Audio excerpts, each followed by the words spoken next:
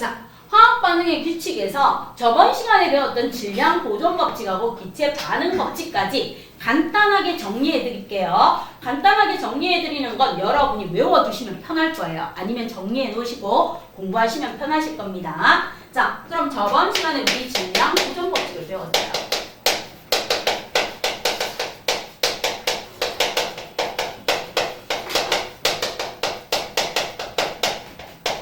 자, 저번 시간에 배운 질량 보존 법칙, 라부아제가 주장했는데 질량 보존 법칙 이러면 머릿속에 딱 떠오르면 돼요.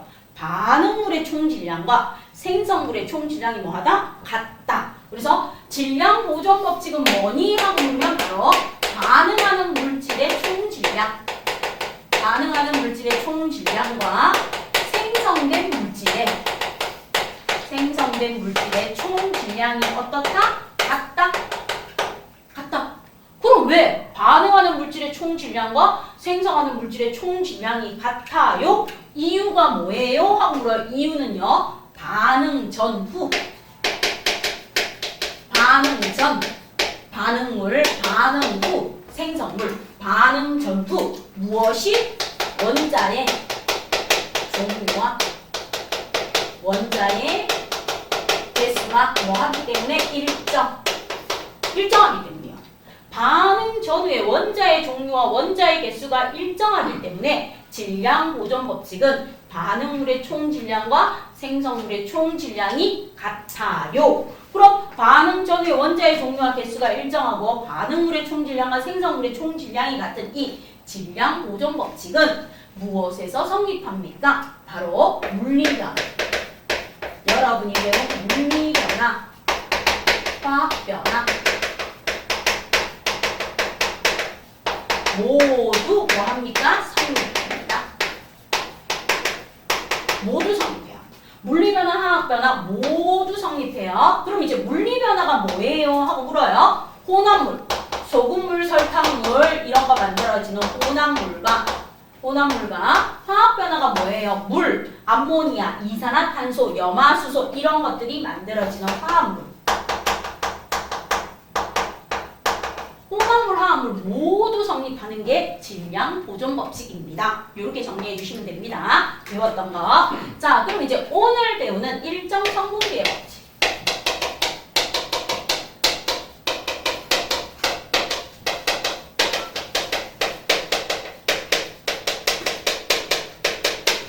자, 질량 보존 법칙이 1772년인가 이래요. 그때 라부아제가 세금 징수원이어서 질량 보존 법칙까지 발표하고 단두대 이슬로 처형되었어요. 그리고 나서 프랑스 과학자 프루스트가 질량 보존 법칙을 이어받아서 일정 성분비의 법칙을 발표합니다. 그럼 일정 성분비의 법칙은 무엇입니까? 반응물과 생성물 사이에 일정한 질량비가 성립돼요. 일정 성분비의 법칙은 무엇입니까? 하면요.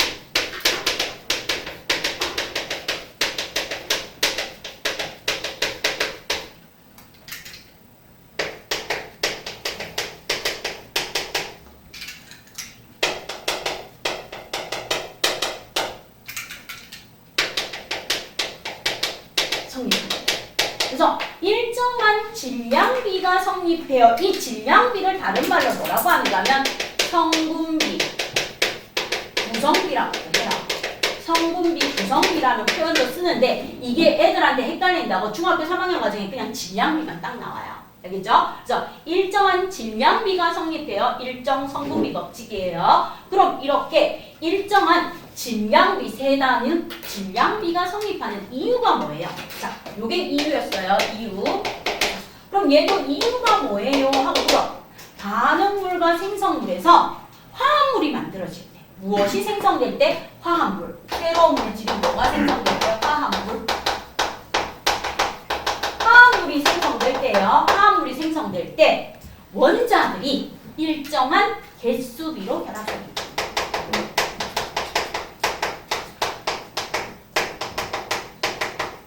무슨 비? 개수비. 원자들이 일정한 개수비로 뭐하기 때문에 결합. 이게 원이야. 원자들이 일정한 개수비로 결합을 해서 새로운 물질은 화합물을 만들기 때문입니다. 그럼 일정 성분비의 법칙은 화합물을 생성할 때야. 딱 조건이 주어졌어. 그러면 물리변화, 혼합물이 만들어지는 물리변화하고 화합물이 만들어지는 화학변화가 있다면 얘는 물리변화에서는 성립 안 해요.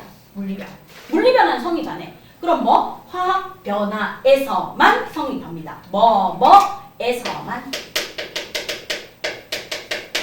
성립. 뭐에서만? 화학변화에서만 성립합니다. 따라서 일정 성분비의 법칙은 소금 더하기 물이 소금물이 되든 설탕 더하기 물이 설탕물이 되어 균일 혼합물이 만들어진다고 해서 일정 성분비의 법칙이 성립하지 않습니다. 그럼 물리변화니까 뭐? 우리가 알고 있는 혼합물 절대로 성립하지 않아요.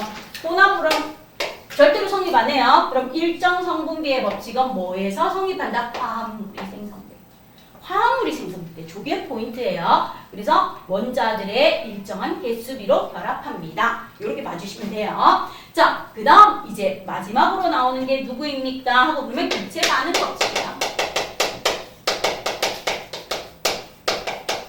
자, 기체 반응 법칙은 베이 리삭이라는 사람이 발표해서 과학자 이름 몰라도 돼요. 그냥 들어두시라고 써주는 거니까. 자, 이 기체 반응의 법칙은 일정 성분비 법칙이 1779년인가 뭐 이렇고 1772년이고 얘가 1808년인가 대충 그래요. 그럼 이 기체 반응의 법칙은 무엇입니까? 하고 물으면 중요해요. 기체 반응의 법칙은 조건이 있어요. 조건이 두 개가 있어. 온도와 압력이 완대 일정. 첫 번째 조건이야. 온도, 압력이 일정해야 돼. 두 번째 조건. 반응물과 생성물이 모두 기체인 경우만 뭐뭐만이 중요해. 모두 기체인 경우만. 모두 기체인 경우만 뭐합니까? 기체 사이에 뭐가 일정하다? 부피가 일정합니다. 부피가 일정해요. 자, 기체 사이에 뭐가 일정하다? 부피가 일정해. 이 부피가 바로 무엇입니까? 부피비야. 이 부피비가 우리 앞에서 배운 화학 반응식에서 여의계자 계수비예요. 원자의 종류와 수를 같게 만들어주는 계수비. 이 여의계자 계수비가 무엇입니까? 분자수비. 이 분자수비가 뭐다? 입자수비. 이게 같아요. 이게 같아요. 별.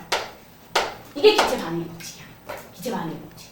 아하. 그러면 범위가 점점 좁아져요. 다음 보기에서 질량 보존 법칙을 골라라 이러면 다 고르면 돼. 기억 연틱을 이어 보기 있는 거 다 고르면 돼. 그런데 다음 보기에서 일정 성분비의 법칙이 성립하는 거 무조건 혼합물 다 빼야 돼. 균일, 불균일 다 빼고 화합물만 찾아야 돼.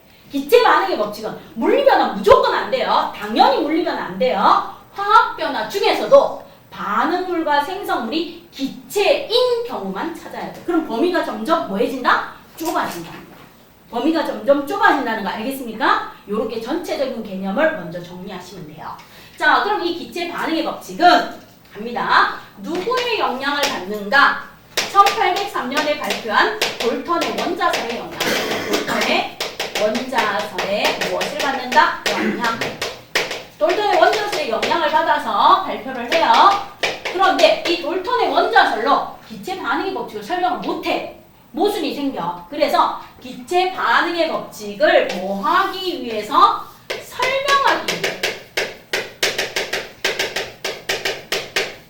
설명하기 위해 누가 도입된다? 아보가드로의 분자설이야. 분자설. 아보가드로의 분자설인 거야. 그죠? 요렇게 연구하시면 돼요. 그래서 우리는 아보가드로의 분자설이라고 학교 선생님이 프린트를 주고 3학년 때 시험 문제 내는 학교도 있고 아보가드로의 분자설이라는 내용이 없이 시험 문제 나오는 경우도 있습니다. 그러면 요렇게 세 개에 대해서 수업하는데 저번 시간에 여기에 대해서 했으니까 오늘은 일정 성분비 법칙하고 기체 반응의 법칙에 대해서 여러분한테 설명드릴게요. 그죠? 아, 그러면 알아야 되는 포인트는 이 세 개예요.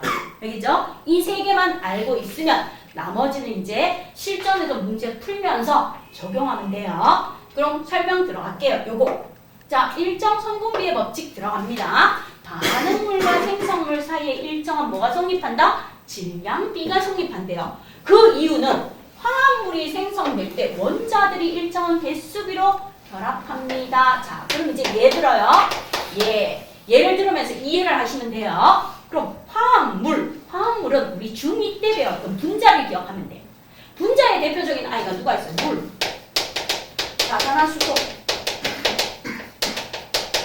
물과 가산화수소가 있고, 그 다음 일산화탄소, 살인의 기체라고 부르는 일산화탄소가 있고, 그 다음 우리가 마셔도 되는 이산화탄소가 있어요. 이산화탄소. 그 다음 암모니아. 그 다음에 메테인 이런 것들이 있어요. 다른 것들도 쭉쭉 있는데 요 정도 적어놓고 볼게요. 그럼 물과 가산화수소, 일산화탄소와 이산화탄소를 먼저 적어놓고 설명하는 이유를 한번 봐요. 보시면 물은 중학교 2학년 때 배웠던 걸로 갑니다. 물은 무엇입니까? 하고는 분자식 뭐예요? 물은 화학식이 물 H? 물은? 그렇죠. H2O. 자, 그럼 이제 가요. 물은 이렇게 생겼어요. 분자 모형. 산소 원자 하나에 수소 원자가 이렇게 두 개 결합했어. 수소 원자 두 개에 산소 원자 하나가 결합해서 그럼 이제 H2O로 분석합니다. 자, H2O는 원소는 무엇입니까? 원소는 수소와 산소야. 산소야. 그럼 이제 여기서 가요. 수소 원자 대 산소 원자는 수소 원자 대 산소 원자의 뭐? 개수비는 어떻게 됩니까? 개수비는 수소 원자 두 개에 산소 원자 하나가 결합했어요. 1은 항상 생략이니까. 아하. 개수비는 2대 1이에요. 이렇게 주어져요. 그러면 이 지구상의 모든 물은 항상 수소 원자 두 개에 산소 원자 하나로 결합합니다. 항상 일정한 개수비 2대 1로 결합해요. 그럼 2대 1로 결합할 때 무엇이 주어집니까? 자, 일정 성분비의 법칙을 설명하기 위해서 상대적인 질량인 원자량이 주어져요. 원자량. 뭐 탄소 12를 기준으로 상대적인 원자량이 주어지는데 보통 수소의 원자량은 1이야. 그 다음에 탄소의 원자량은 12, 질소의 원자량은 14, 산소의 원자량은 16 이런 식으로 주어집니다. 주어져요. 상대적 원자량이 주어져. 그럼 수소 원자 대 산소 원자의 개수비가 2대 1이라면 수소 원자 대 산소 원자의 뭐? 질량비는 어떻게 됩니까? 질량비. 일정한 개수로 결합하기 때문에 질량비가 성립한대. 그럼 이 질량비를 알기 위해서 상대적 원자량이 주어져요. 상대적 원자량이 주어집니다. 그럼 보세요. 수소 원자 두 개인데 상대적 원자량이 얼마다? 1이래. 그럼 여기에다 색깔 다른 걸로 쓸게요. 1. 네. 산소 원자 개수는 하나인데 산소 원자의 상대적 질량은 16이래. 16. 자, 그럼 이제 질량은 2대 16이니까 질량비는 약분하시면 돼요. 약분하시면 질량비는 몇 대 몇이 나온다? 1대 8.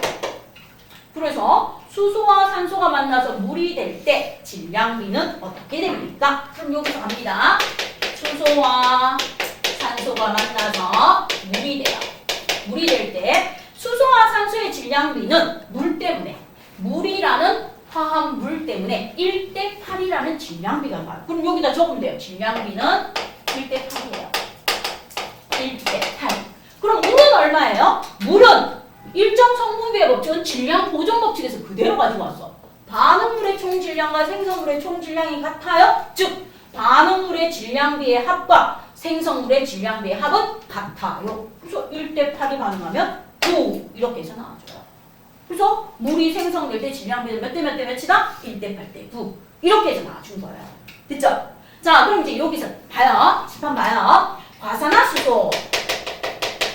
자, 과산화수소는 화학식이 어떻게 돼요? 화학식이 그렇죠. 산소가 과하게 하나 더 붙으면 돼요. H2O2예요. 자, 그럼 얘는 분자 모형으로 하면 이거야. 산소 두 개에 수소 두 개가 있어요. 이렇게 결합한 거야. H2O2. 자, 그럼 얘는 원소가 무엇입니까? 원소가 수소와 산소야. 수소와 산소인데 수소 원자 대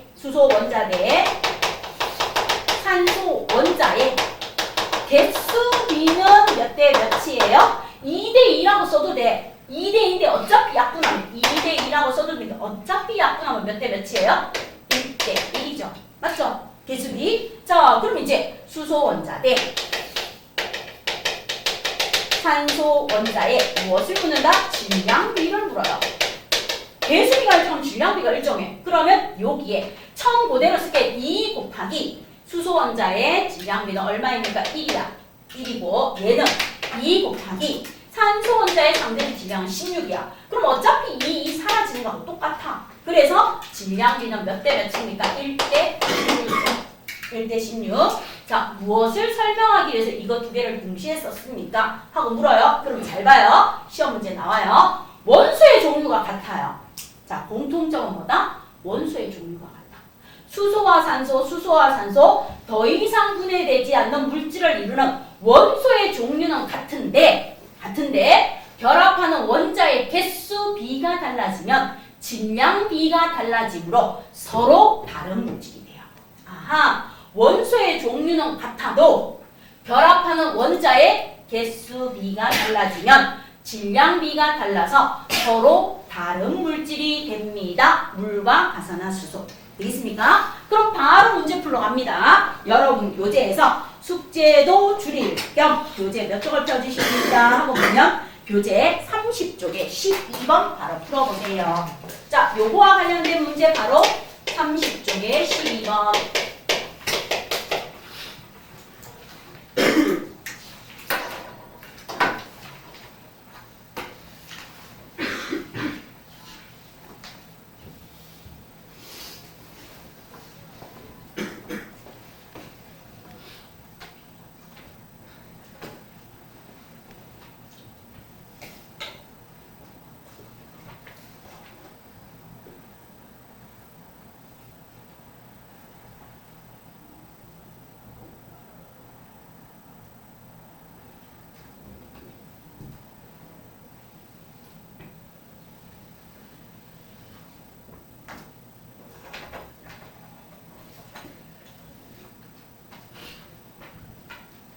답이 보여요? 답이 안 보이면 문제가 잘못했어요. 여러분이 잘못한 거 아니고. 자, 그럼 이제 기억 볼게요. 물을 구성하는 수소 원자 대 산소 원자의 개수비. 물은 H2O야. 수소 원자 2개 대 산소 원자 1개. 그래서 개수비는 2대1. 2대1이 되면 기억은 맞죠? 니은. 가산화수소를 구성하는 수소와 산소. 가산화수소를 구성하는 수소와 산소의 개수비가 1대1이라서 질량비는 1대16입니다. 알겠죠? 그래서 1대 16 맞아요. 그 다음 물과 가산화수소의 성분 원소의 종류. 자, 물과 가산화수소의 성분 원소의 종류가 수소와 산소로 같으므로 같은 물질이다? 아니요. 결합하는 원자의 개수비가 달라지면 질량비가 달라져 서로 다른 물질이 됩니다. 요거 꼭 아시라. 학교 시험에 많이 나와요. 알겠죠? 그래서 D가 틀렸어요. 원소의 종류는 같을지라도 원자, 결합하는, 즉 화합물을 생성할 때 원자들이 일정한 개수비로 결합하는데 결합하는 원자의 개수비가 달라지면 질량비가 달라져 새로운 물질이 됩니다. 서로 다른 물질이 됩니다. 꼭 기억해 주세요. 그 다음 리을. 물과 가산화수소는 성분 원소에 무엇이 달라요? 질량비가 1대8, 1대16. 질량비가 달라서 서로 다른 물질이죠. 그래서 답은 4번이 답이 됩니다. 이런 식으로 문제가 나와요. 그래서 문제에서 적용하는 거 되겠어요? 그럼 이제 요거 한 번 더 설명할게요. 요거로 일산화탄소와 이산화탄소를 한 번 더 설명할게요. 학교 시험에 많이 나오는 건 요거예요. 요거에서 변형하면 4개 나와. 그래서 요거까지 설명을 한 번 더 해줍니다. 그래서 30쪽에 12번까지 연결해서 설명드렸고요. 그 다음 일산화탄소와 이산화탄소 갈게요. 일산화탄소 탄소는 CO5야. 그럼 이산화탄소는 CO2야. 자, 그럼 얘를 분자 모형으로 그린다면 일산화탄소는 요거야. 탄소 하나에 산소가 하나 결합한 거야. 탄소 하나에 산소 하나 결합한 거고 얘를 분자 모형으로 나타내면 탄소가 이렇게 하나 있는데 양쪽 옆에 산소가 이렇게 와서 결합한 거야. CO2야. 요렇게 결합한 거야. 자, 그럼 이제 일산화탄소와 이산화탄소에 무엇을 물어요? 공통점을 묻겠죠. 공통점. 공통점은 무엇입니까? 탄소와 가지고 있다?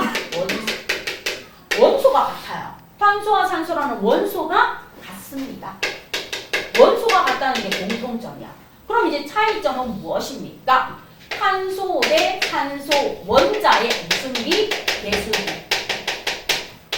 얘는 개수비가 1대1이야. 그럼 탄소 대 산소 원자의 개수비에서 뭐가 나와요? 질량비가 나오네요. 질량비. 그럼 얘는 1 곱하기 상대적 질량이 항상 주어져요. 탄소는 12. 탄소는 12. 그 다음에 산소는요 1 곱하기 상대적 질량이 16이에요. 16. 그럼 질량비는 약분하면 돼요. 약분하면 4, 3, 12, 4, 4, 16. 그래서 3대 4라는 질량비가 나옵니다. 3대 4. 자, 그러면 이산화탄소는 어떻습니까? 하고 물어요. 탄소 대 산소 원자의 개수비가 1대 2야.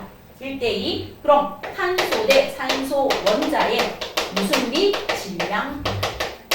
질량비는 어떻습니까? 그럼 얘는 1 곱하기 상대적 질량 12대 대 얘는 2 곱하기 상대적 질량 얼마라고요? 16. 이렇게 해주면 돼요. 그러면 뭐 합니까? 얘를 곱해주면 12대 32죠? 4로 약분해요. 4, 3, 12. 4, 8에 32. 그래서 질량비가 얼마 나와요? 3대 8. 3대 8이라는 질량비가 나옵니다. 그럼 화학식을 쓸게요. 일산화탄소가 만들어지는 걸 산소하고 탄소가 만들면서 일산화탄소가 만들어져요. 그럼 개수 맞추기 위해서 여기에 2 들어가요. 그럼 여기에 2 들어가 줍니다. 그러면 개수비는 2대 1대 2야. 근데 질량비는 몇 대 몇 대 몇이다? 질량비는 3대 4대 7이 돼요. 3대 4대 7. 됐죠? 자, 그럼 이산화탄소가 만들어져요. 탄소에 산소가 결합해서 이산화탄소가 만드는 개수 맞출 거 없어. 1, 1, 1이야. 그럼 얘의 질량비는 어떻게 됩니까? 얘의 질량비는 3대 8대 11이 돼요. 3대 8대 11. 자, 그래서 원소의 종류가 같지만 결합하는 원자의 개수비가 달라지면 질량비가 달라져서 서로 다른 물질이 됩니다. 살인의 기체가 되고 우리가 마셔도 되고 내보내는 아이가 되는 거예요. 그래서 이렇게 됩니다. 그럼 한 번 더 복습됐죠? 한 번 더.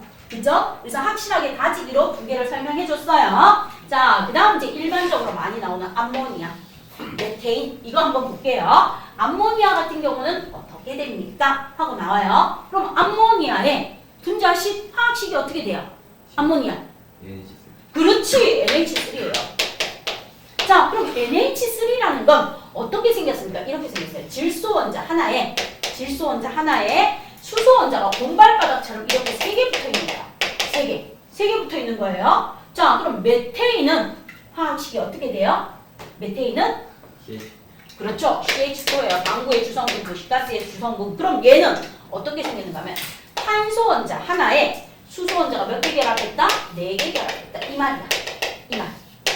아, NH3CH4. 그럼 얘들의 질량비는 어떻게 됩니까? 하고 묻죠? 이거 지울게요.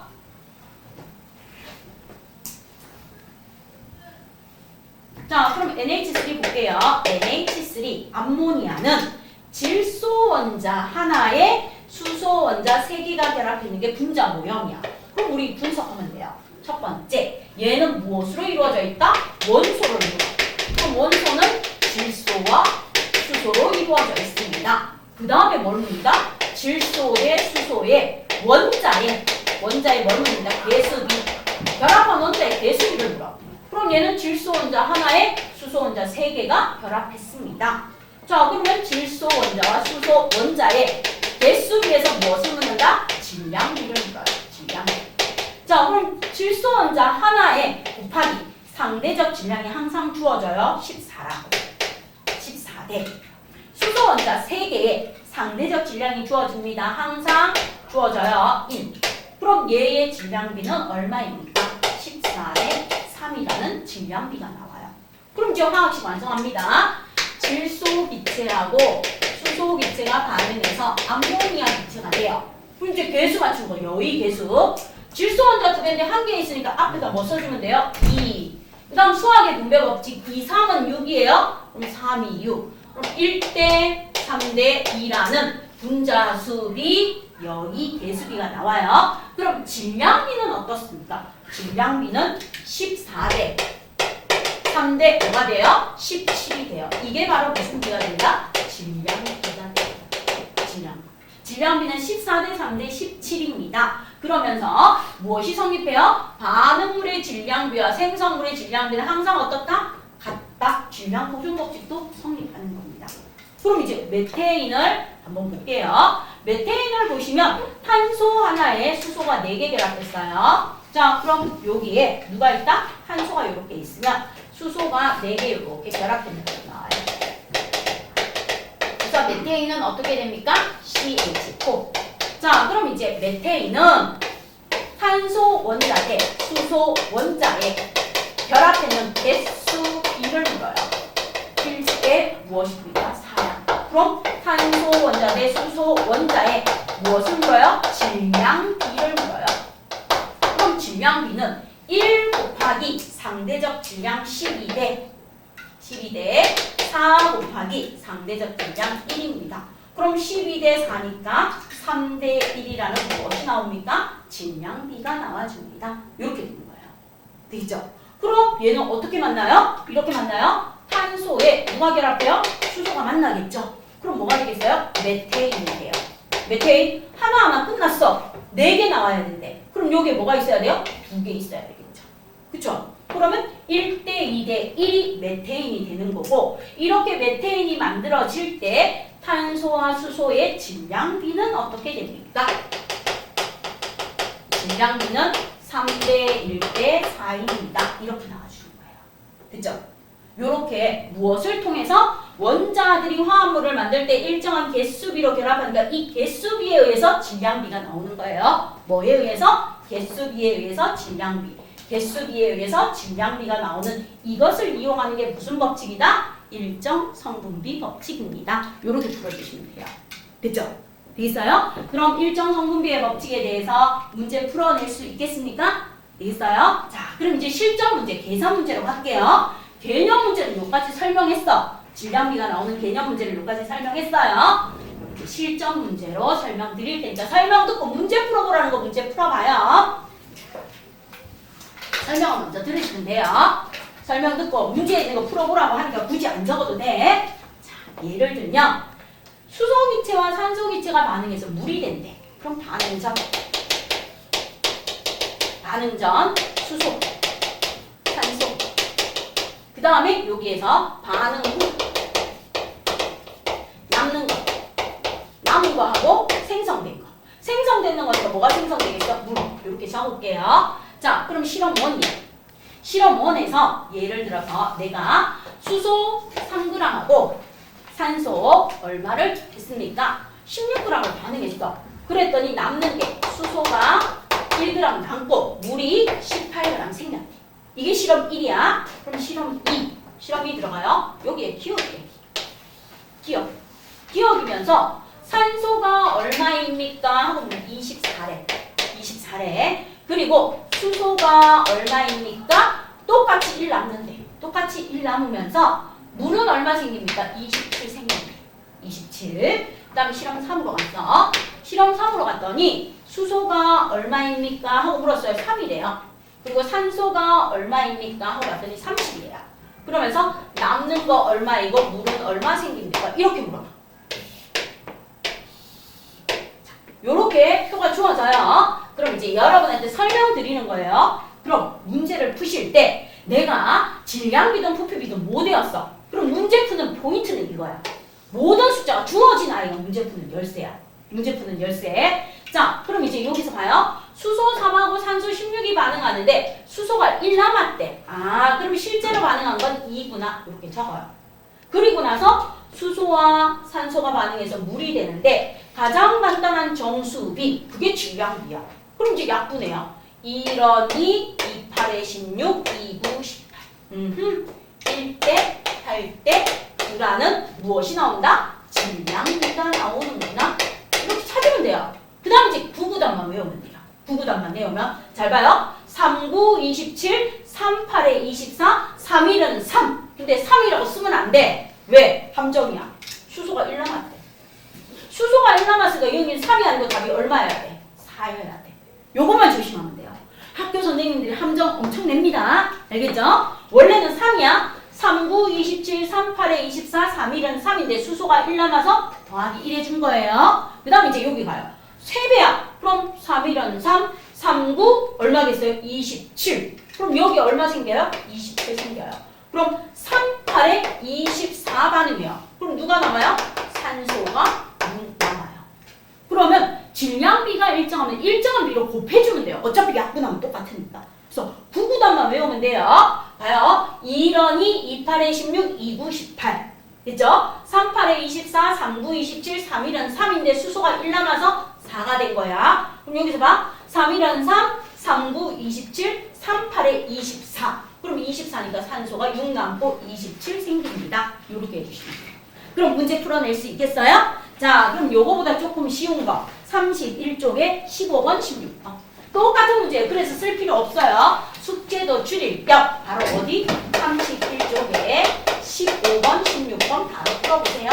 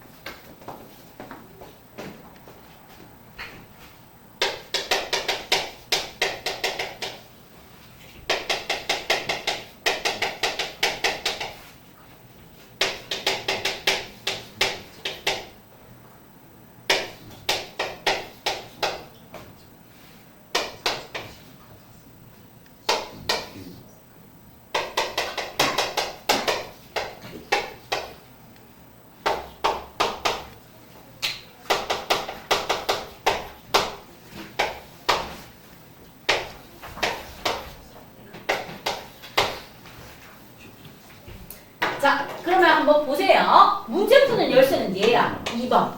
숫자가 모두 주어진 아이가 문제 푸는 열쇠예요. 그럼 봐. 반응 전에 4하고 16인데 반응 후에 수소가 2 남았대. 그럼 실제로 수소는 얼마 반응했다? 2. 자, 그 다음 이제 가장 간단한 정수비인 질량비를 나타내는데요. 2런 2, 28에 16. 아, 1대 8이구나. 수소와 산소는 몇 대 몇? 1대 8의 질량비입니다. 이렇게 구해놓으면 돼요. 자, 그럼 이제 여기서 갑니다. 수소가 3 남았대요. 그럼 실제로 3 반응하네요. 3일은 3, 38에 24. 그래서 기억은 24야. 자, 그 다음에 1대 8이야. 1대 8. 2런이 8이 16이네. 그럼 누가 남아요? 산소가 4 남겠죠. 부구단만 외워주시면 돼요. 자, 그럼 이제 기억 봅니다. 기억은 24입니다. 맞고요. 니은은 산소 4g이 남습니다. 맞고요. 실험 1, 2, 3에서 질량비는 1대 8입니다. 맞죠? 답 5번입니다. 자, 그 다음 이제 물어요. 수소가 모두 반응하기 위해서 필요한 산소는 얼마입니까? 그럼 여기다 적어. 수소가 1일 때 산소는 8이 돼. 근데 수소 얼마? 0.8g. 0.8g이 완전히 반응할 때 산소는 얼마 필요합니까? 그럼 푸구단만 외우면 돼요. 0.8배잖아. 0.8배. 8, 8에 64. 그래서 6.4g 필요합니다. 끝. 됐죠? 문제 풀어낼 수 있겠어요? 이게 바로 무엇입니까? 일정 성분비의 법칙입니다. 자, 그래서 계산하는 문제로 바로 풀어보세요 하고 여러분한테 해준 겁니다. 그 다음에 무엇이 나옵니까? 하고 물으면 볼트와 너트를 가지고 일정 성분비의 법칙을 설명하는 게 나와요. 자, 얘만 들으세요. 얘만. 그럼 문제는 실제로 풀어보라고 할 테니까 그럼 이제 두 번째 무엇이 나옵니까? 하고 볼트와 너트가 나와요. 볼트와 너트. 자, 볼트는 이렇게 생긴 거야. 이렇게 생겨 있는 아이고 너트는 여기에다 끼우는 아이야. 이렇게 돌려서 끼우는 거야. 그러면 우리는 볼트하고 너트라고 하는데 우리나라 표현으로 하면 이게 수컷을 닮았다 해서 수나사라고 불러. 수나사라고 불러. 이게 끼워지는 거 암컷을 닮았다 해서 암나사라고 불러. 암나사. 수나사가 볼트고 암나사가 너트구나. 들어두시면 돼요. 가끔 가다가 비상출판사 문제에 가끔 가다가 나오더라고요. 옛날 버전인데. 자, 그럼 이제 볼트하고 너트로 나타내는데 이렇게 됩니다. 예를 들어서 볼트가 이렇게 하나 있어. 볼트가 하나 있는데 내가 너트를 몇 개 가지고 왔는가 하면 3개 갖고 왔어. 너트를 3개 갖고 와서 결합시켰어. 그래서 볼트 하나에다가 너트를 몇 개 끼웠다? 3개 끼웠어. 자, 이 그림을 보고 화학식을 나타내는 화학 반응식. 화학 반응식. 화학 반응식은요, 볼트 한 개에 너트 몇 개나? 너트 3개를 가지고 와서 결합을 시켰더니 볼트 하나에 너트가 3개 들어갔습니다. 이렇게 씁니다. 화학 반응식. 자, 그러면 우리는 화학 반응식에서 화합물. 이 화합물을 생성하는 볼트와 너트의 개수비로 질량비를 알아내야 돼. 자, 근데 이제 주어져요. 단, 볼트 한 개의 질량이 볼트 한 개의 질량이 얼마입니까? 하고 물으면 4g이에요. 그리고 너트 한 개의 질량이 얼마입니까? 1g이에요. 1g. 자, 그럼 요걸 가지고 문제를 풀어야 돼. 볼트 하나에 너트가 3개 결합했는데 이를 생략하니까 BN3라는 화합물이 만들어져요. 그럼 첫 번째, 볼트 대 너트의 개수비. 개수비는 1대3이야. 그러면 두 번째, 볼트와 너트의 개수비를 통해서 무엇을 알아내라? 질량비를 알아내면 돼요. 그럼 질량비, 볼트 한 개의 상대적 질량이 얼마라고? 4g이에요. 4g. 그리고 너트가 3개 있는데 너트 한 개의 상대적 질량이 1g이래. 그럼 질량비는요, 4대3이 돼요. 질량비는 4대3. 그 다음 세 번째 이렇게 물어요. 볼트 몇 개인가 하면 10개와 너트 15개로 볼트 하나에 너트 3개씩 끼운 화합물 몇 개 만들 수 있고 몇 개 생성되고 남는 것은 누가 몇 개 남습니까? 이렇게 물어봐. 그럼 이제 잘 봐요. 볼트 10개하고 너트 15개가 있는데 볼트 하나에 너트 3개를 끼워. 딱 봐도 너트가 제한 요소야. 너트가 답을 가지고 있다 이 말이에요. 그러면 여기에다가 너트를 3으로 나눠주면 돼요. 그럼 3, 5, 15, 5개 만들어요. 그럼 볼트 5개만 필요하니까 볼트가 몇 개 남는다? 5개 남습니다. 요렇게 풀어내는 게 뭐예요? 일정 성분비의 법칙의 볼트와 너트의 예입니다. 있어요? 항상 이렇게 나와요. 그럼 이제 여러분 책에 있는 문제 바로 풀어볼게요. 23쪽 한번 펴봐요.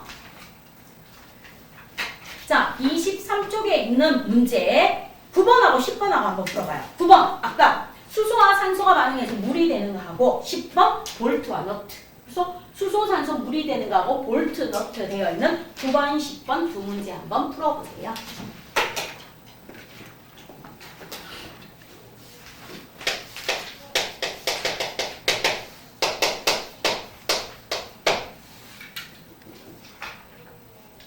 질량비 어떻게 구하는지 알겠죠? 할 수 있겠죠?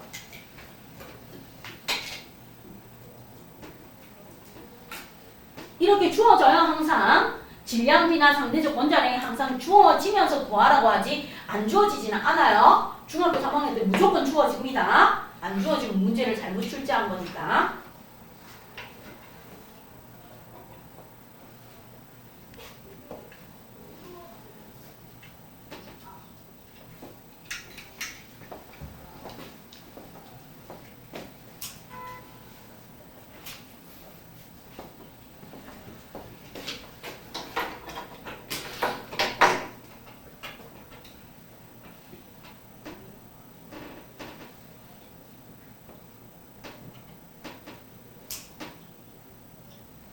자, 그럼 이제 9번 확인해봐요. 수소와 산소가 반응해서 물이 된대. 그럼 이제 적어.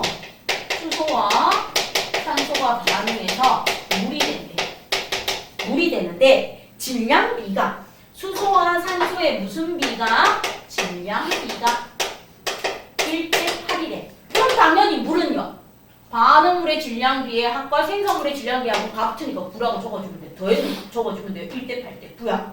자, 그런데 여기서 문제는 수소 6g과 산소 얼마가 32g이 반응했을 때 물은 얼마 생깁니까? 이거야.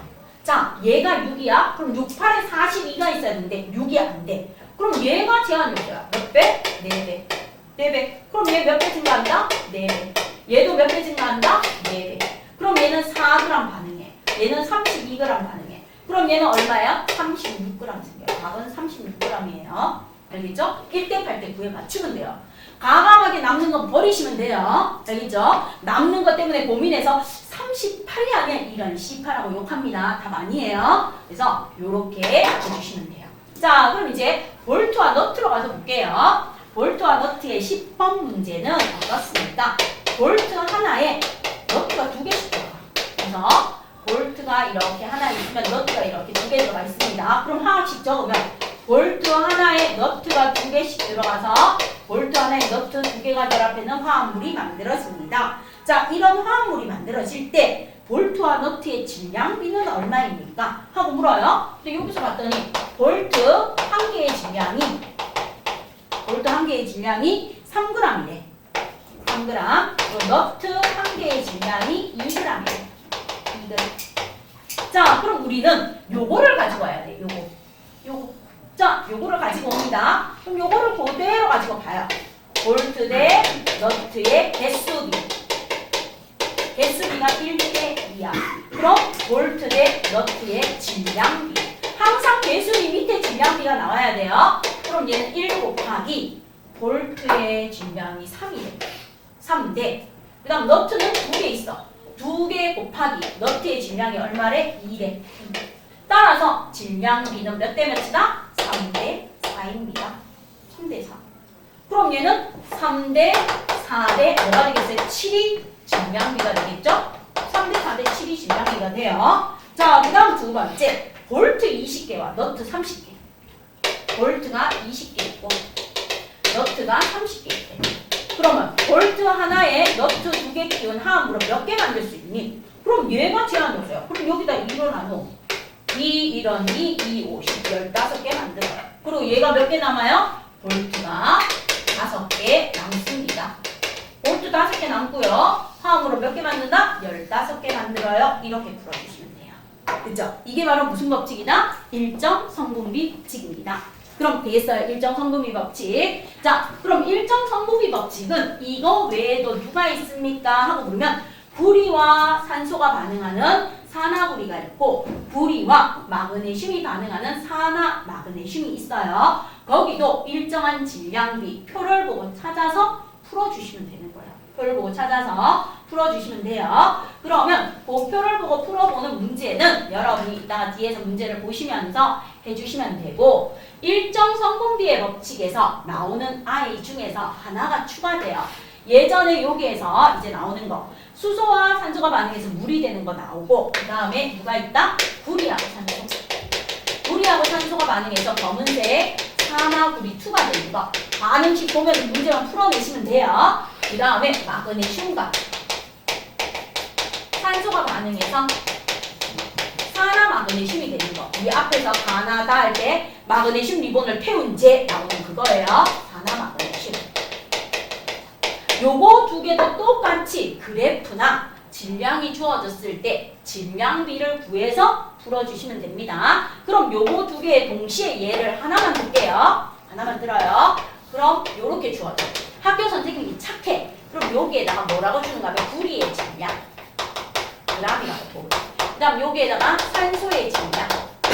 뭐라고 준다? 그람이라고 보고. 그러면서 그래프가 그려집니다. 이렇게 그려져. 이렇게 그려지는데 봤더니 구리가 0.4g 반응할 때 산소는 0.1g, 구리가 0.8g 반응할 때 산소는 0.2g 이런 식으로 주어져. 그러면서 이렇게 물어봐요. 구리 20g을 완전히 연소시킬 때 구리 20g을 완전 연소시킬 때 산소는 몇 g이 필요하고 산화구리2는 몇 g이 생성됩니까? 이렇게 물어. 몇 그램? 자, 그럼 이것만 주어지면 우리가 해야 될 일은 여러분이 이제 화학 반응식을 적어야 돼. 구리가 완전 연소한데. 아, 그러면 Cu 더하기 O2가 CuO가 되겠네. 두 개 있으니까 2 쓰고 2 쓰면 되겠네. 자, 그 다음 갑니다. 개수비를 묻는 게 아니고 질량비야. 그럼 여기서 봐. 0.4g이 0.1g하고 반응한대. 아, 구리 0.4g이 0.1g하고 반응하면 산화구리는 반응물의 총질량과 생성물의 총질량은 같아요. 질량 보존 법칙이에요. 0.5g. 그러면 질량비는 어떻게 됩니까? 씩씩 곱해주면 돼요. 4대 1대 5구나. 이렇게 구하면 돼요.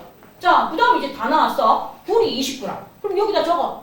구리 20g이 완전히 반응하기 위해서 산소와 산화마그네슘은 얼마 필요합니까? 9구도 한번 외워요.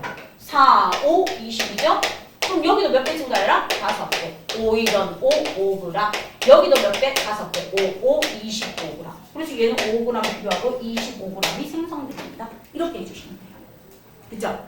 되겠어요? 자, 요게 무엇입니까? 구리하고 마그네슘이에요. 그럼 구리가 이런 식으로 나오면 마그네슘도 그림으로 나올 수도 있고 표로 나올 수도 있습니다. 그래서 여러분이 뭐 해주시면 돼요? 풀어주시면 돼요. 자, 그럼 이제 풀러 갑니다. 여러분 교재에서 몇 쪽을 펴주십니까? 하고 31쪽.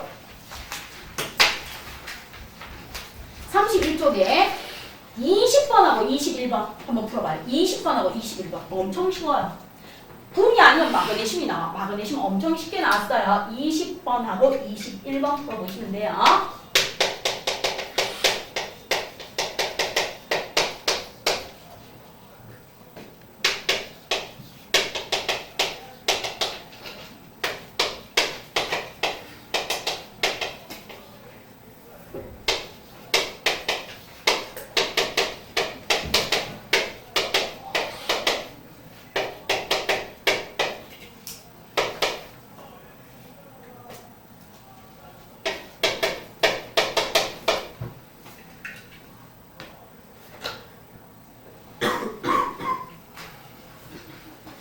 숫자가?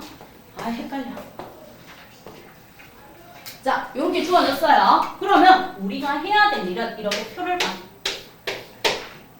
보면서 마그네슘하고 산소가 반응해서 산화마그네슘이 됩니다. 배수 맞춰주면 2 들어가겠죠? 그럼 질량비는 가장 간단한 자연수 가지고 보면 돼요. 정수. 그럼 질량비는 3대 2대 뭐가 된다? 5가 되니까 마그네슘 대 산소의 질량비는 뭐다? 3대 2 골라주시면 답이에요. 20번의 답. 자, 그 다음 21번의 답은 마그네슘 질량 얼마인가 물어봅니다. 산화마그네슘 30g을 얻기 위해서. 그럼 여기다 적어. 산화마그네슘 30g을 얻기 위해서 마그네슘은 얼마가 필요합니까? 물어봐요. 그럼 9부도 한번 외우면 돼요. 아, 5, 6에 30, 3, 6, 18. 그래서 답은 얼마 필요하다? 18g. 이렇게 풀어주시면 돼요. 알겠죠?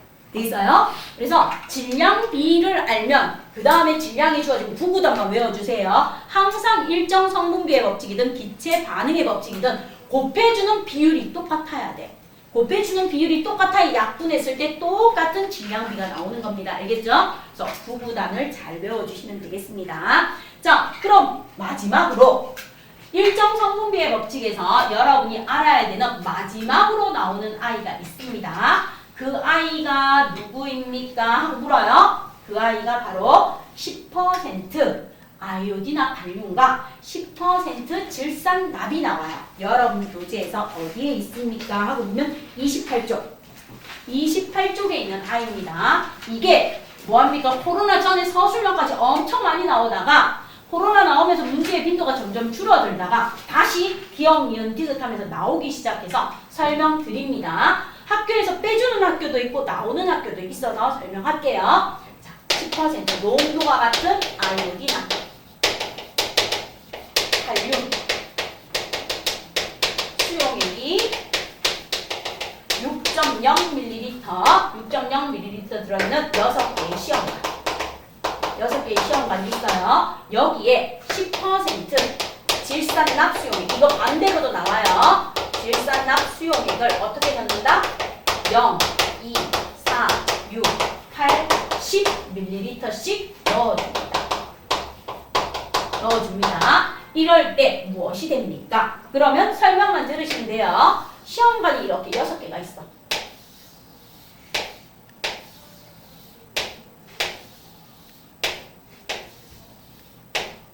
전부 다 같다라고 봐요. 조금 다르지만 자, A, B, C, D, E 6개의 시험관에 똑같이 넣어줘요. 이 6개의 시험관에 무엇을 똑같이 넣어준다? 아이오딘 합하기 KI.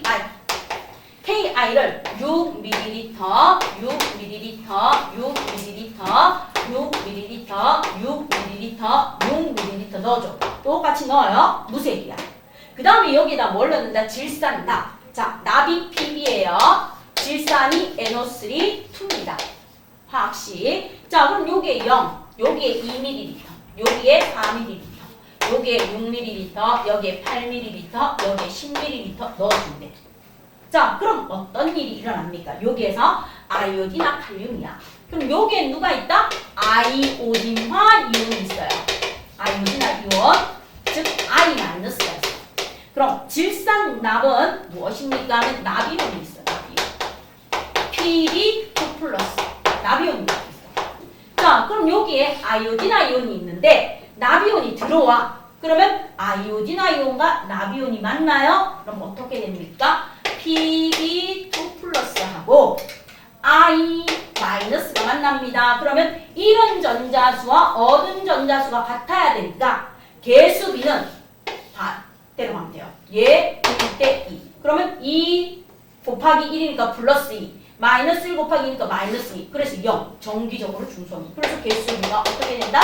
1대 2예요. 그러면 얘는 이렇게 됩니다. 납, 이온, 더하기 아이오딘화 이온이 몇 개 와야 된다? 2개. 그럼 이 I-가 결합했을 때 뭐가 된다? PbI2라는 노란색 뭐가 생겨요? 앙금이 생겨요. 노란색. 이게 바로 뭐다? 아이오딘화 납이에요. 납. 노란색 앙금이 생겨요. 그런데 얘가 안 들어왔어. 자, 아이오딘화는 이제 납이 안 들어왔어. 그럼 얘는 앙금이 안 생겨요.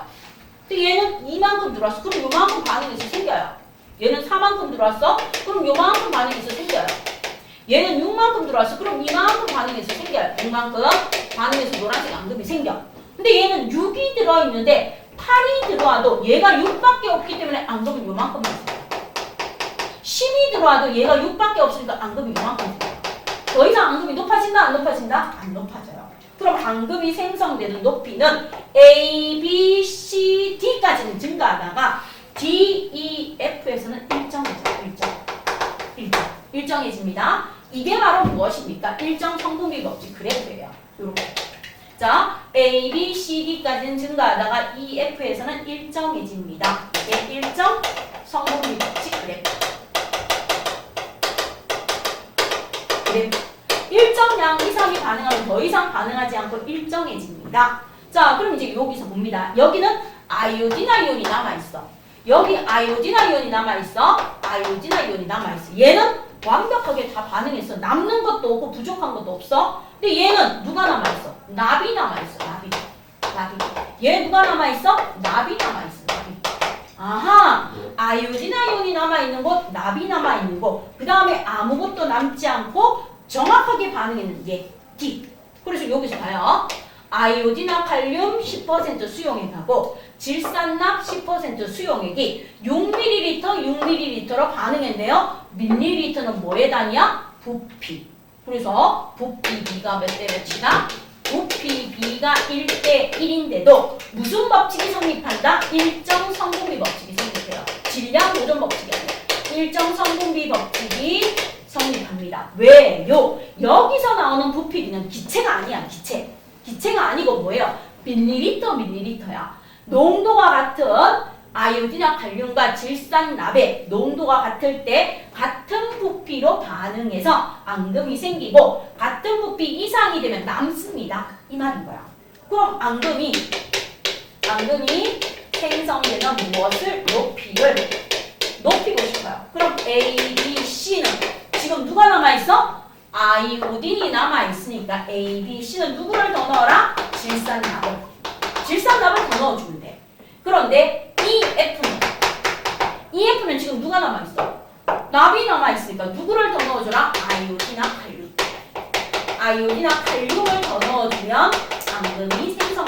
얼마? 여기는 아이오딘하고 칼륨을 2ml, 여기는 4ml, 여기는 질산납을 6, 질산납을 4, 질산납을 2 더 넣어주면 돼. 얘는 더 넣을 필요 없어. 완벽하게 반응이 끝났어. 이게 바로 무엇입니까? 일정 성분비 법칙입니다. 하는데 요거를 응용해서 시험 문제 이렇게 나와요. 자, 촛불을 이렇게 켜고 내가 뚜껑을 덮었어. 자, 뚜껑을 덮고 촛불을 켜놓으면 일정 시간이 지나면 아무 짓도 안 해도 촛불이 뭐합니까? 꺼집니다. 자, 그럼 이제 여러분 상식적으로 알고 있어. 밀폐된 공간에 촛불이 타고 있으면 일정 시간이 지나면 산소가 모두 소모되었기 때문에 촛불이 꺼졌어. 산소가 소모되고 이산화탄소가 발생했기 때문이야. 그럼 이거를 무식한 말로 뭐라고 한다? 일정 공간 안에서 양초가 산소와 일정한 질량비로 반응을 했기 때문이에요. 그래서 일정한 질량비로 반응하고 나면 더 이상 반응한다 안 한다? 안에서 꺼졌습니다. 요렇게 연결해 주시면 돼요. 그죠? 자, 요거까지가 일정 성분비 법칙에 나오는 안입니다. 그럼 여러분 교재에서 28쪽에 유제 4번하고 유제 5번하고 쉬운 거 한번 바로 해보세요.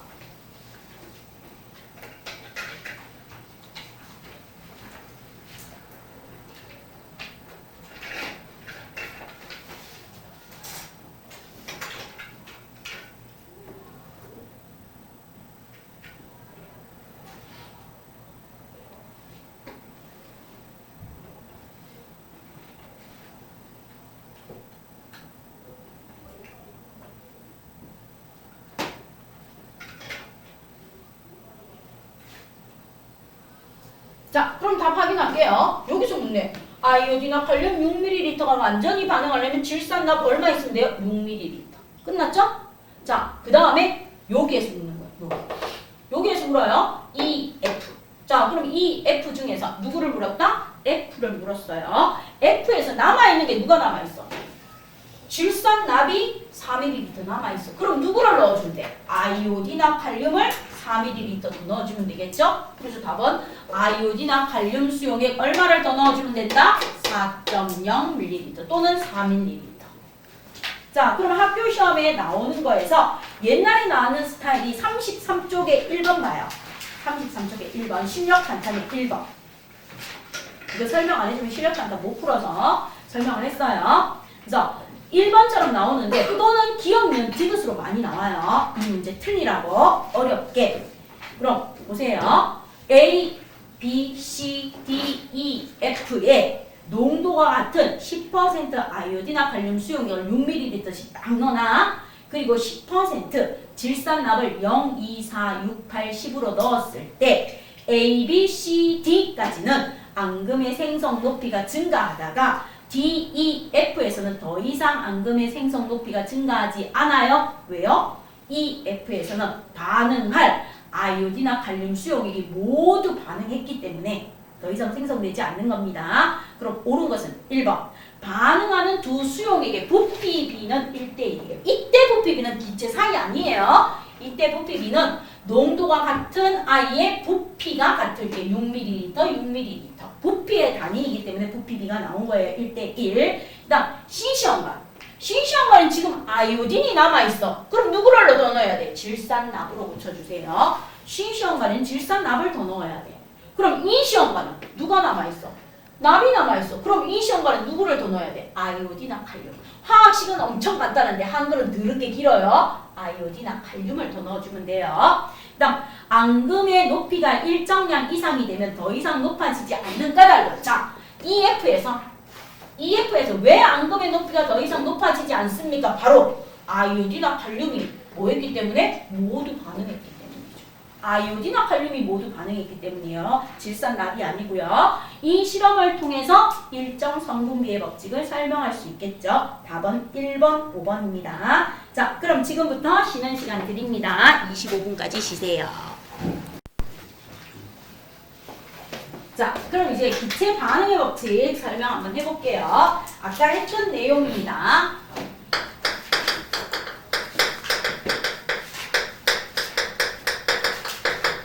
기체 반응 법칙은 데이 미삭이라는 사람이 발표를 하는데 언제 발표했냐면 1808년에 발표를 해요.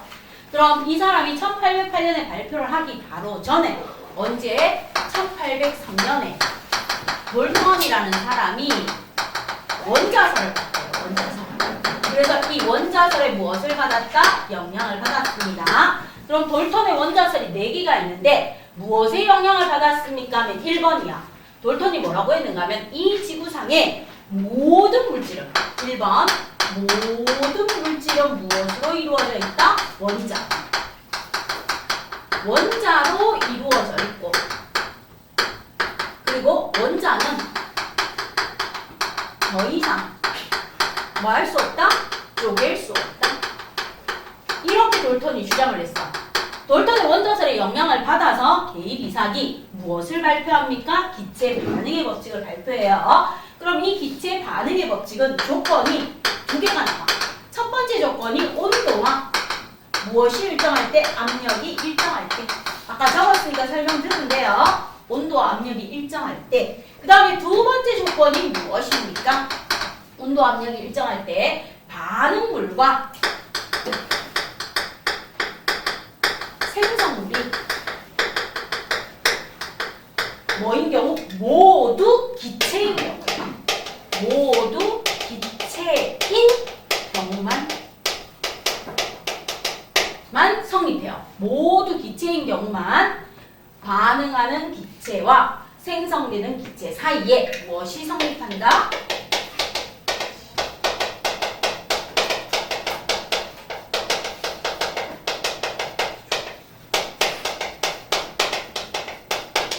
사이에 무엇이? 부피, B가 일정합니다. 즉 부피가 일정해요. 그래서 부피가 일정합니다.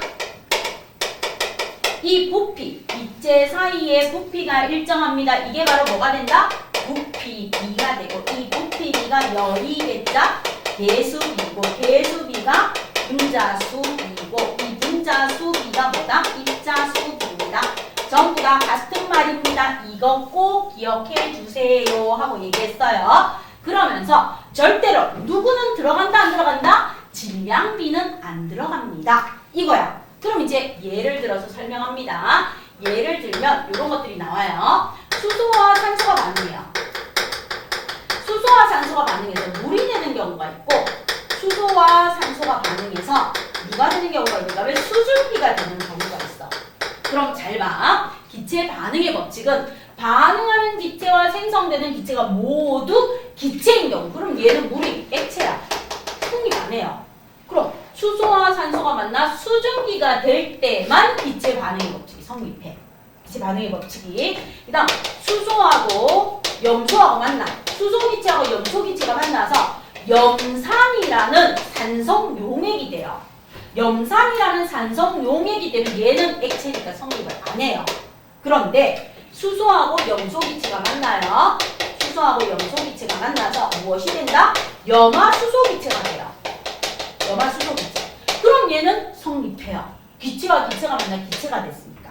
자, 그럼 잘 봐요. 탄소하고 산소가 만나서 이산화탄소가 됐어요. 그럼 많이 낫기라고 나와요.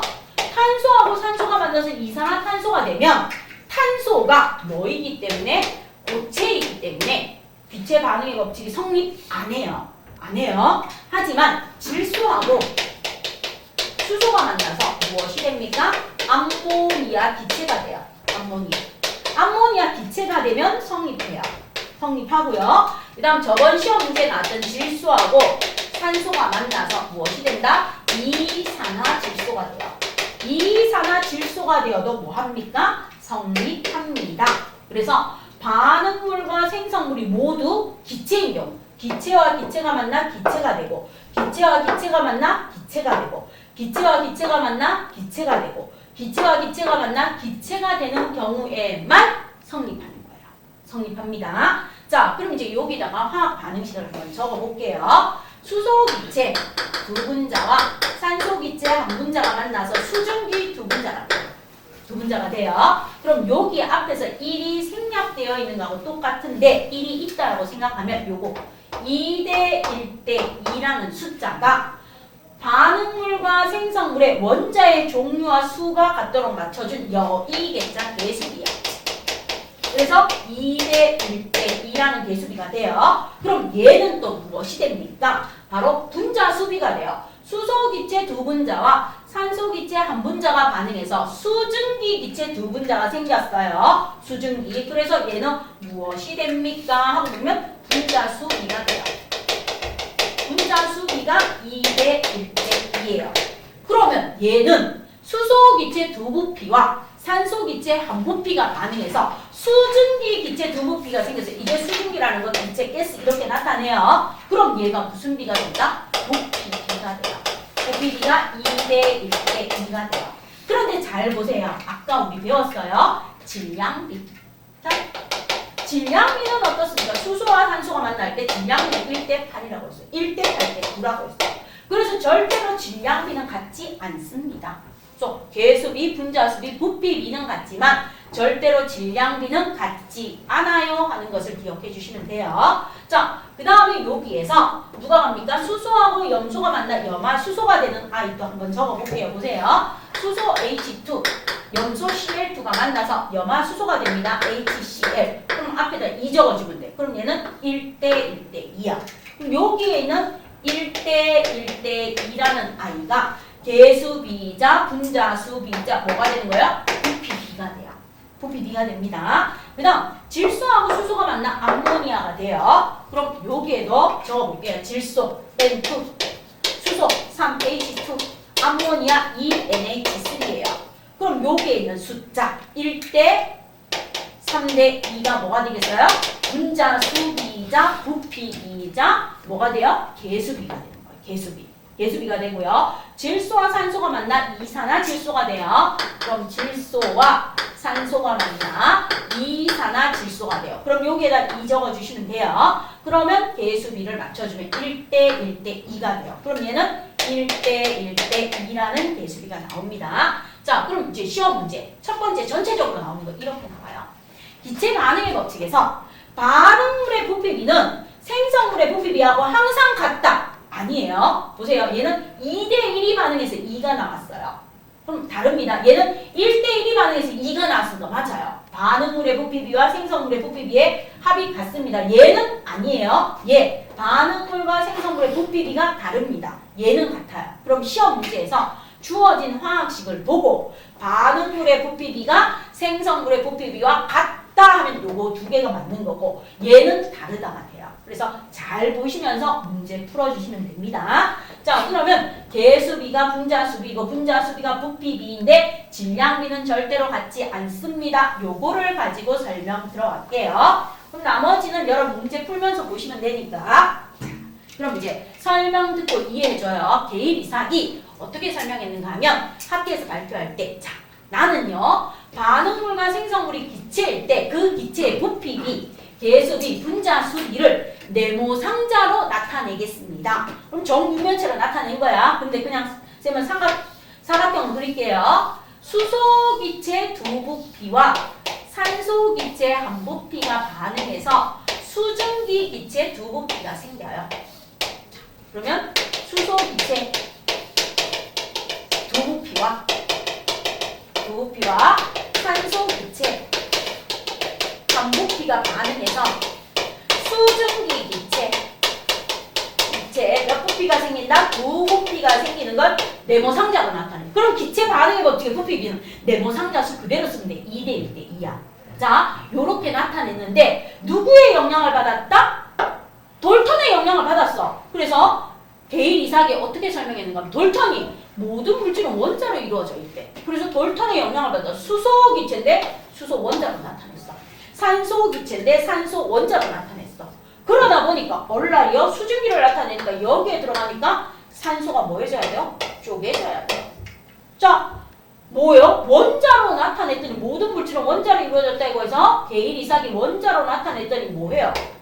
산소 원자가 뭐 해집니까? 쪼개집니다.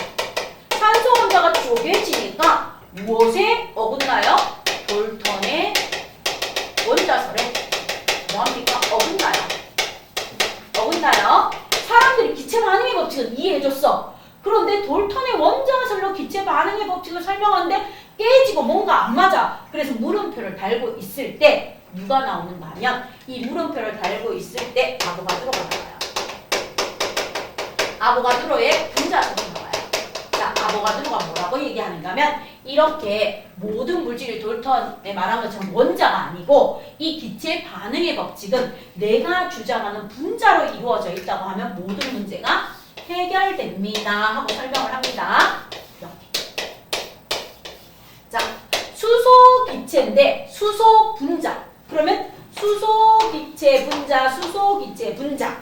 그리고 산소 기체 분자로 이루어져 있으면 산소 원자 하나에 수소 원자 두 개가 결합합니다. 자, 그러면 분자로 설명을 하시면 어떻게 돼요? 첫 번째 아보가드로의 분자설로 설명하면 첫 번째 돌턴의 원자설을 뭐해요? 만족해요. 왜요? 원자가 안 쪼개졌어. 그래서 돌턴의 원자설을 만족해요. 그 다음 두 번째, 당연히 수소기체 두 부피, 산소기체 한 부피, 수증기기체 두 부피니까 기체 반응 법칙도 뭐합니까? 만족합니다. 반응 법칙도 만족시켜줍니다. 자, 그 다음 세 번째 아보가드로가 이렇게 얘기해요. 반응 전 수소 원자 4개, 반응 후 수소 원자 4개, 반응 전 산소 원자 2개, 반응 후 산소 원자 2개, 반응 전후에 원자의 종류와 수가 일정하니까 질량 보존 법칙이 뭐예요? 성립해요. 질량 보존 법칙 만족합니다. 그 다음 네 번째, 수소 원자 2개에 산소 원자 1개가 일정한 개수비 2대1이라는 일정한 개수비로 결합하니까 질량비가 일정해서 일정 성분비 법칙도 뭐합니까? 만족합니다. 그래서 기체 반응의 법칙은 돌턴의 원자설이 아니라 나의 분자설로 설명하면 돼요. 학자들도 왠지 맞은 것 같아. 그런데 인정 안 해줘요. 아보가드로의 분자설을 인정 안 해줍니다. 그래서 아보가드로가 죽고 50년 후에 미국의 과학자가 실험을 해보니까 뭐한다? 돌턴의 원자설이 깨져요. 원자는 안 쪼개진다 했는데 과학이 발달해서 원자는 쪼개져. 원자애가 전자, 원자애가 양성자, 중성자, 양성자와 중성자는 커프, 쪼개져. 아, 돌턴의 원자설이 틀렸고 아보가드로의 분자설이 맞구나. 그래서 모든 기체 반응의 법칙은 아보가드로의 분자 모형으로 설명합니다. 그죠? 이렇게 분자 모형으로 설명을 해요. 자, 그럼 이제 아보가드로의 분자설이라고 알려주면서 학교 시험에 나오는 학교도 있고 안 알려주고 나와요. 그럼 이 아보가드로의 분자설은 무엇입니까? 아보가드로의 분자설은 기체 반응의 법칙을 설명하기 위해서 도입된 거예요. 아보가드로의 분자설은 누구를 설명하기 위해? 기체 반응 법칙을 설명하기 위해.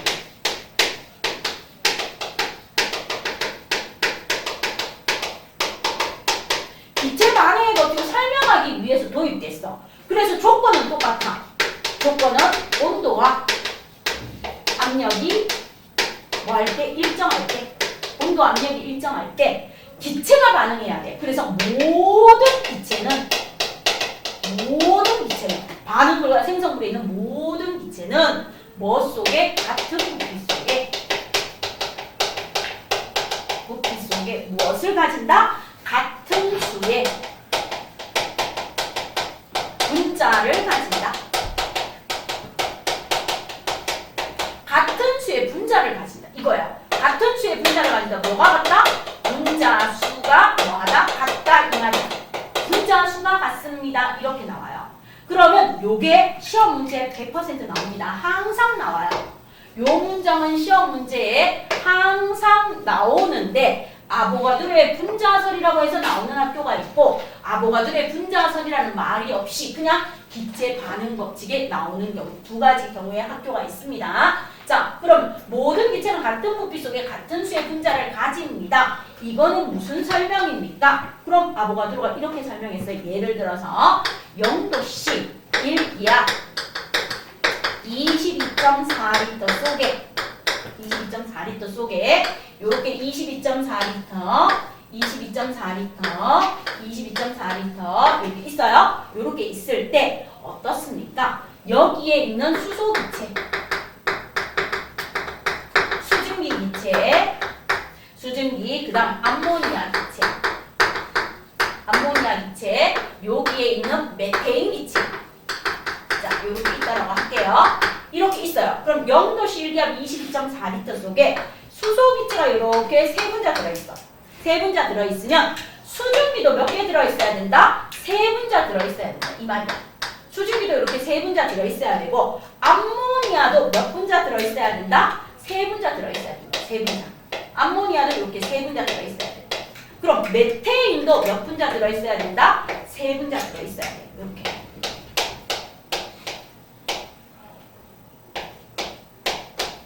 자, 모양이 다 다르고 하나씩 달라요. H2, H2O, NH3, CH4. 기체의 종류가 달라요. 모든 기체는 수소기체 몇 분자? 세 분자.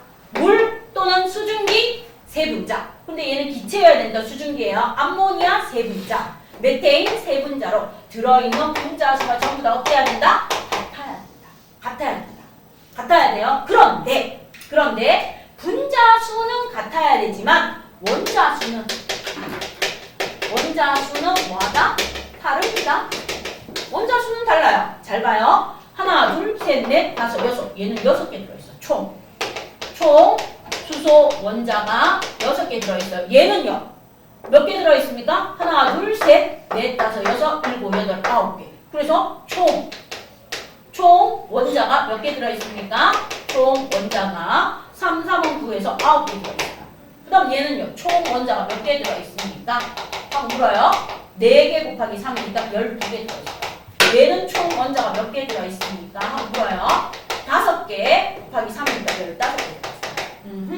아보가드로의 법칙은 온도 압력이 일정할 때 모든 기체는 같은 부피 속에 같은 수, 세 분자 들어있지만 들어있는 원자 수는 뭐하다? 총 원자 수는 다릅니다. 이 말인 거예요. 그럼 이제 이렇게 나와. 25도씨 시험에 나오는 거 1기압 10리터 속에 이산화탄소가 N개 들어있어요. N개, N분자 들어있어요. 자, N개 들어있습니다. 그럼 25도씨 1기압 30리터 속에 무엇을 묻습니까? 그러면 질소기체는 몇 개 들어있습니까? 자, 10리터 속에 이산화탄소가 N개 들어있는데 30리터야. 부피가 3배 증가하면 얘는 몇 개 있다? 3N개 들어있습니다. 이렇게 계산해 주면 돼요. 그럼 반대로 이렇게 나와요.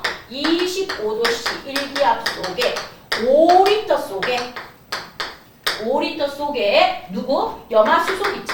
염화수소기체는 몇 개 들어있습니까? 그럼 반으로 줄어들었죠? 그럼 2분의 N개니까 몇 개예요? 0.5N개 들어있습니다. 이렇게 풀어주시면 돼요.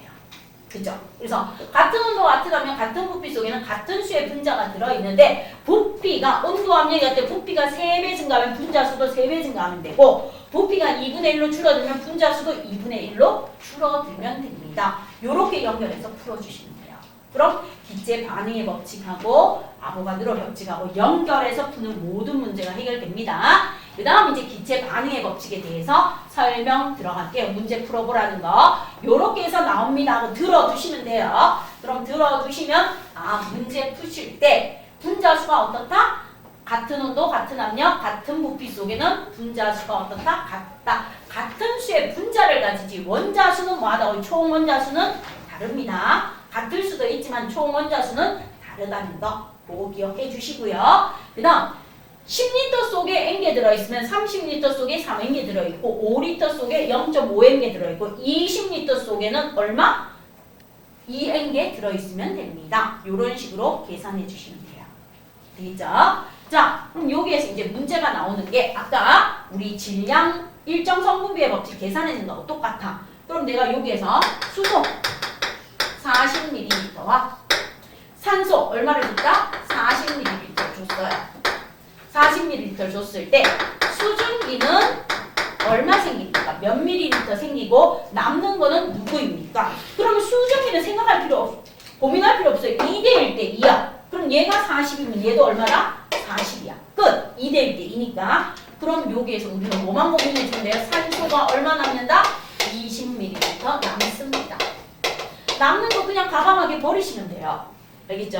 자, 그럼 질소와 수소가 반응하는데 이렇게 나옵니다. 질소 기체와 수소 기체가 반응해서 암모니아 기체가 돼. 그럼 얘의 무슨 비가? 부피 비가. 1대 3대 2야. 1대 3대 2일 때 내가 질소기체 얼마를 줬습니까? 하고 나와요. 질소기체 30ml를 주고 그 다음에 수소기체 60ml를 줬어. 그럼 암모니아 기체는 몇 ml 생성됩니까? 이렇게 물어봐요. 그러면 여기에서 1대 3대 2야. 1대 3대 2니까 얘가 3일 때 60이면 2일 때 40ml 생겨요. 그리고 얘는 얼마 반응한다? 20ml 반응하면 돼요. 10 남고요. 1대 3대 2. 그래서 남는 거는 과감하게 뭐 하면 돼요? 버리시면 되는 게 기체 반응의 법칙입니다. 이렇게 정리해 주시면 돼요. 됐죠? 자, 그럼 기체 반응의 법칙 문제 실전에서 계산해 보는 걸로 넘어갑시다. 여러분 교재에서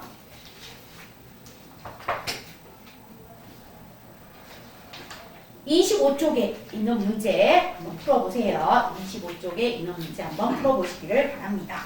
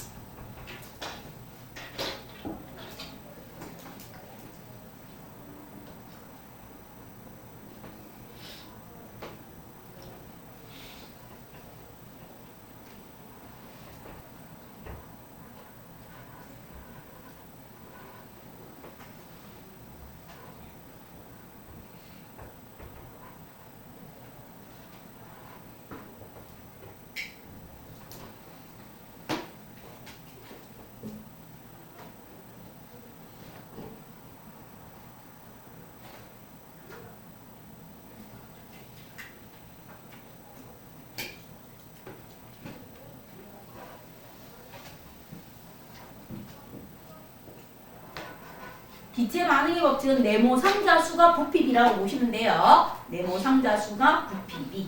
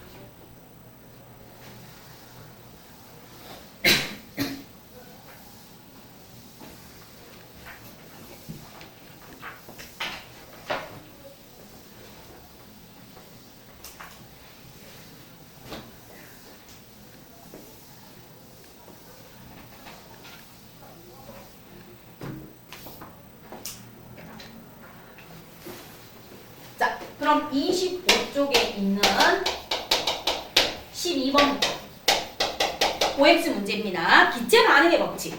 기체 반응의 법칙에서 반응하는 기체와 생성되는 기체 사이에는 일정한 부피비가 성립합니다. 맞아요. 오. 부피비가 분자수비이자 입자수비이자 여의계자 계수비입니다. 반응물과 생성물이 기체인 경우 반응에서 각 기체의 부피비는 분자수비와 같습니다. 오. 다음 세 번째, 반응물과 생성물이 기체인 반응에서 반응하는 기체의 부피를 합하면 항상 생성되는 기체의 부피와 같다? 아니죠.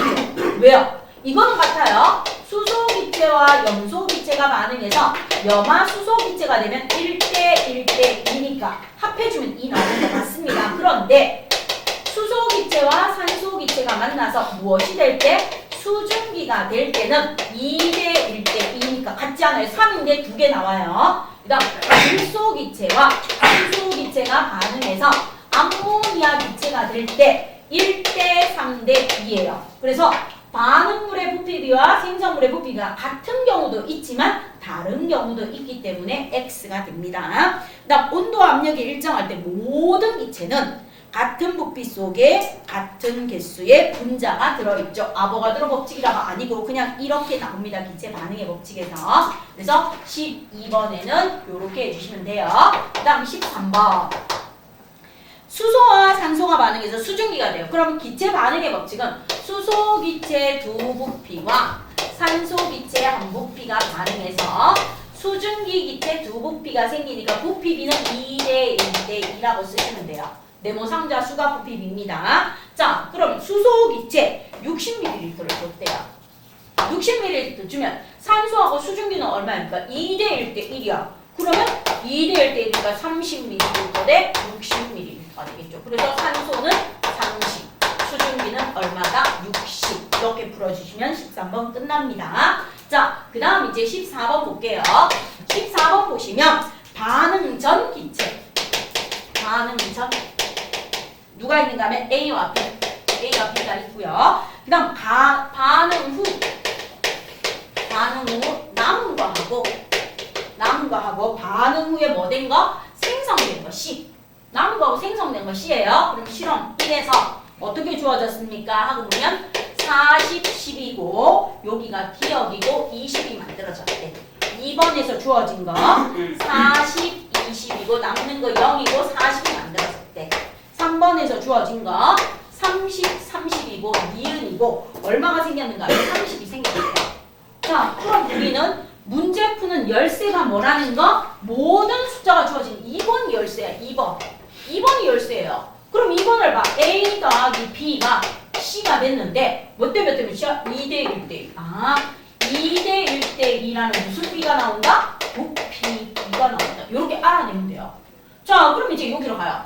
2대 1대 2야. 20이면 얘도 얼마 반응해? 20. 그래서 얘는 A가 20 남았는데.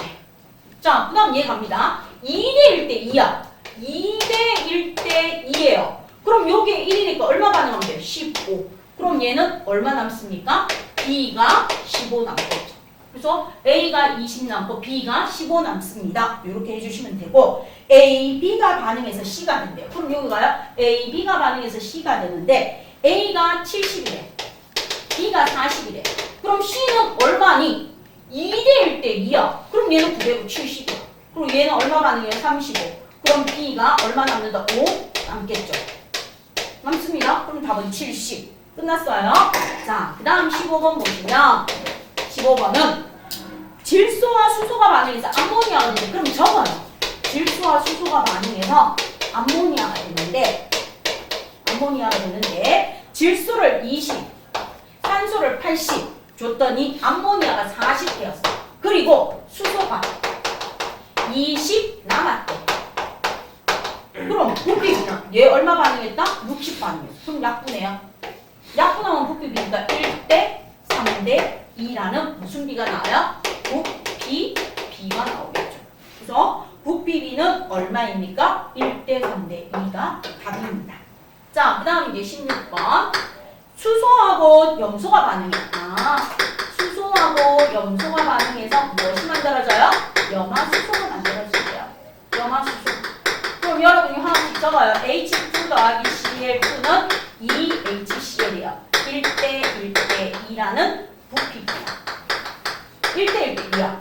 근데 내가 여기에 400 주고 100 줬대.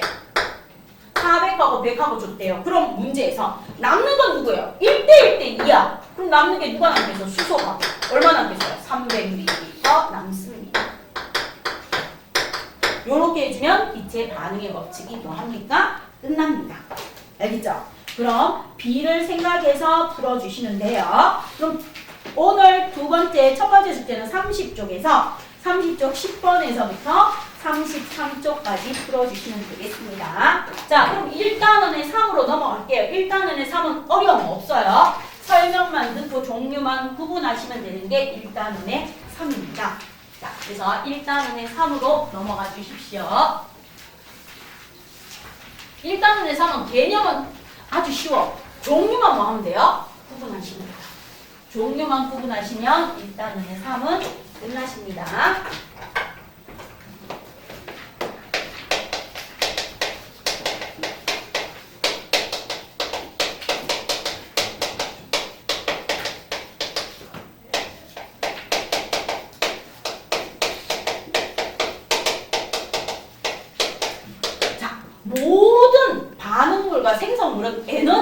가지고 있어? 모든 물질은 에너지를 가지고 있기 때문에 화학 반응에서의 에너지의 출입은 당연히 일어납니다. 화학 반응에서의 에너지 출입은 당연히 일어나요. 그럼 이 화학 반응에서의 에너지 출입은 딱 두 개예요. 여기서 나와 있다시피 발열 반응과 흡열 반응 두 개 있습니다. 자, 그럼 볼게요. 발열. 열을 방출하는 반응이 발열 반응이야. 발열 반응. 그럼 흡열. 열을 흡수하는 반응이 흡열 반응이야. 자, 발열은 무엇입니까? 열 에너지를 방출한다 이 말이야. 발열은 열 에너지를 뭐한다? 방출해요. 열 에너지를 방출하니까 주위에 온도가 뭐해지겠어요? 높아집니다. 주위 온도가 높아져요. 흡열. 열 에너지를 흡수합니다. 얘는 열 에너지를 흡수해요. 흡수하니까 주위에 온도가 뭐해지겠어요? 낮아져요. 주위의 온도가 낮아집니다. 자, 그럼 발열 반응은 어떤 식으로 일어납니까? 하고 물으면 이거야. 반응물이 화학 반응이 끝났어. 생성물을 만들어.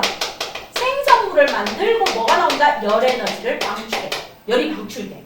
그러니까 반응물이 생성물로 가면서 열 에너지를 방출해서 주위의 온도를 높여주는 거야. 그럼 흡열 반응은 어떻습니까? 반응물이 뭐예요? 열을 흡수해서 뭐가 돼요? 생성물이 돼요.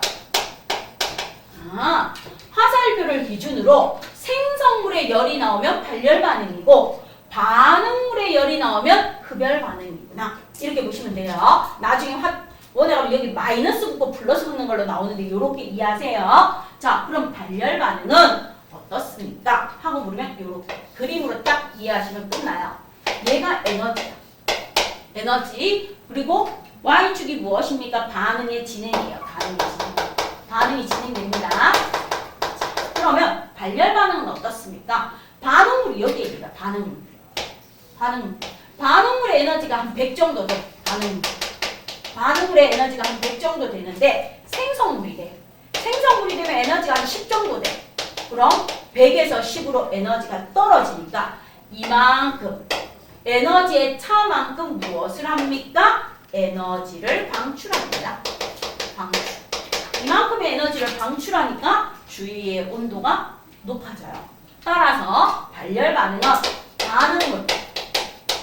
반응물의 에너지 합이 누구보다 크다? 생성물의 에너지 합보다 뭐예요? 커요. 반응물이 생성물보다 에너지 합이 큰 게 발열 반응. 그럼 흡열 반응은 어떻습니까? 얘가 에너지고 얘가 반응이 진행됩니다. 반응이 진행되는데 흡열 반응은 반응물의 에너지가 여기에 있어. 반응물의 에너지가 여기에 있어. 그럼 이 반응물이 무엇을 만들려고 한다? 생성물을 만들려고 해. 생성물. 그럼 에너지를 이만큼의 에너지를 뭐 해야 돼요? 올라가야 되니까 에너지를 뭐 해야 된다? 흡수해야 돼. 올라가는 것만큼 필요한 에너지를 주위로부터 흡수해요. 에너지를 흡수하니까 주위로부터 열을 빼앗아 옵니다. 따라서 흡열 반응은 반응물의 에너지 합보다 누가 더 크다? 생성물의 에너지 합이 더 큽니다.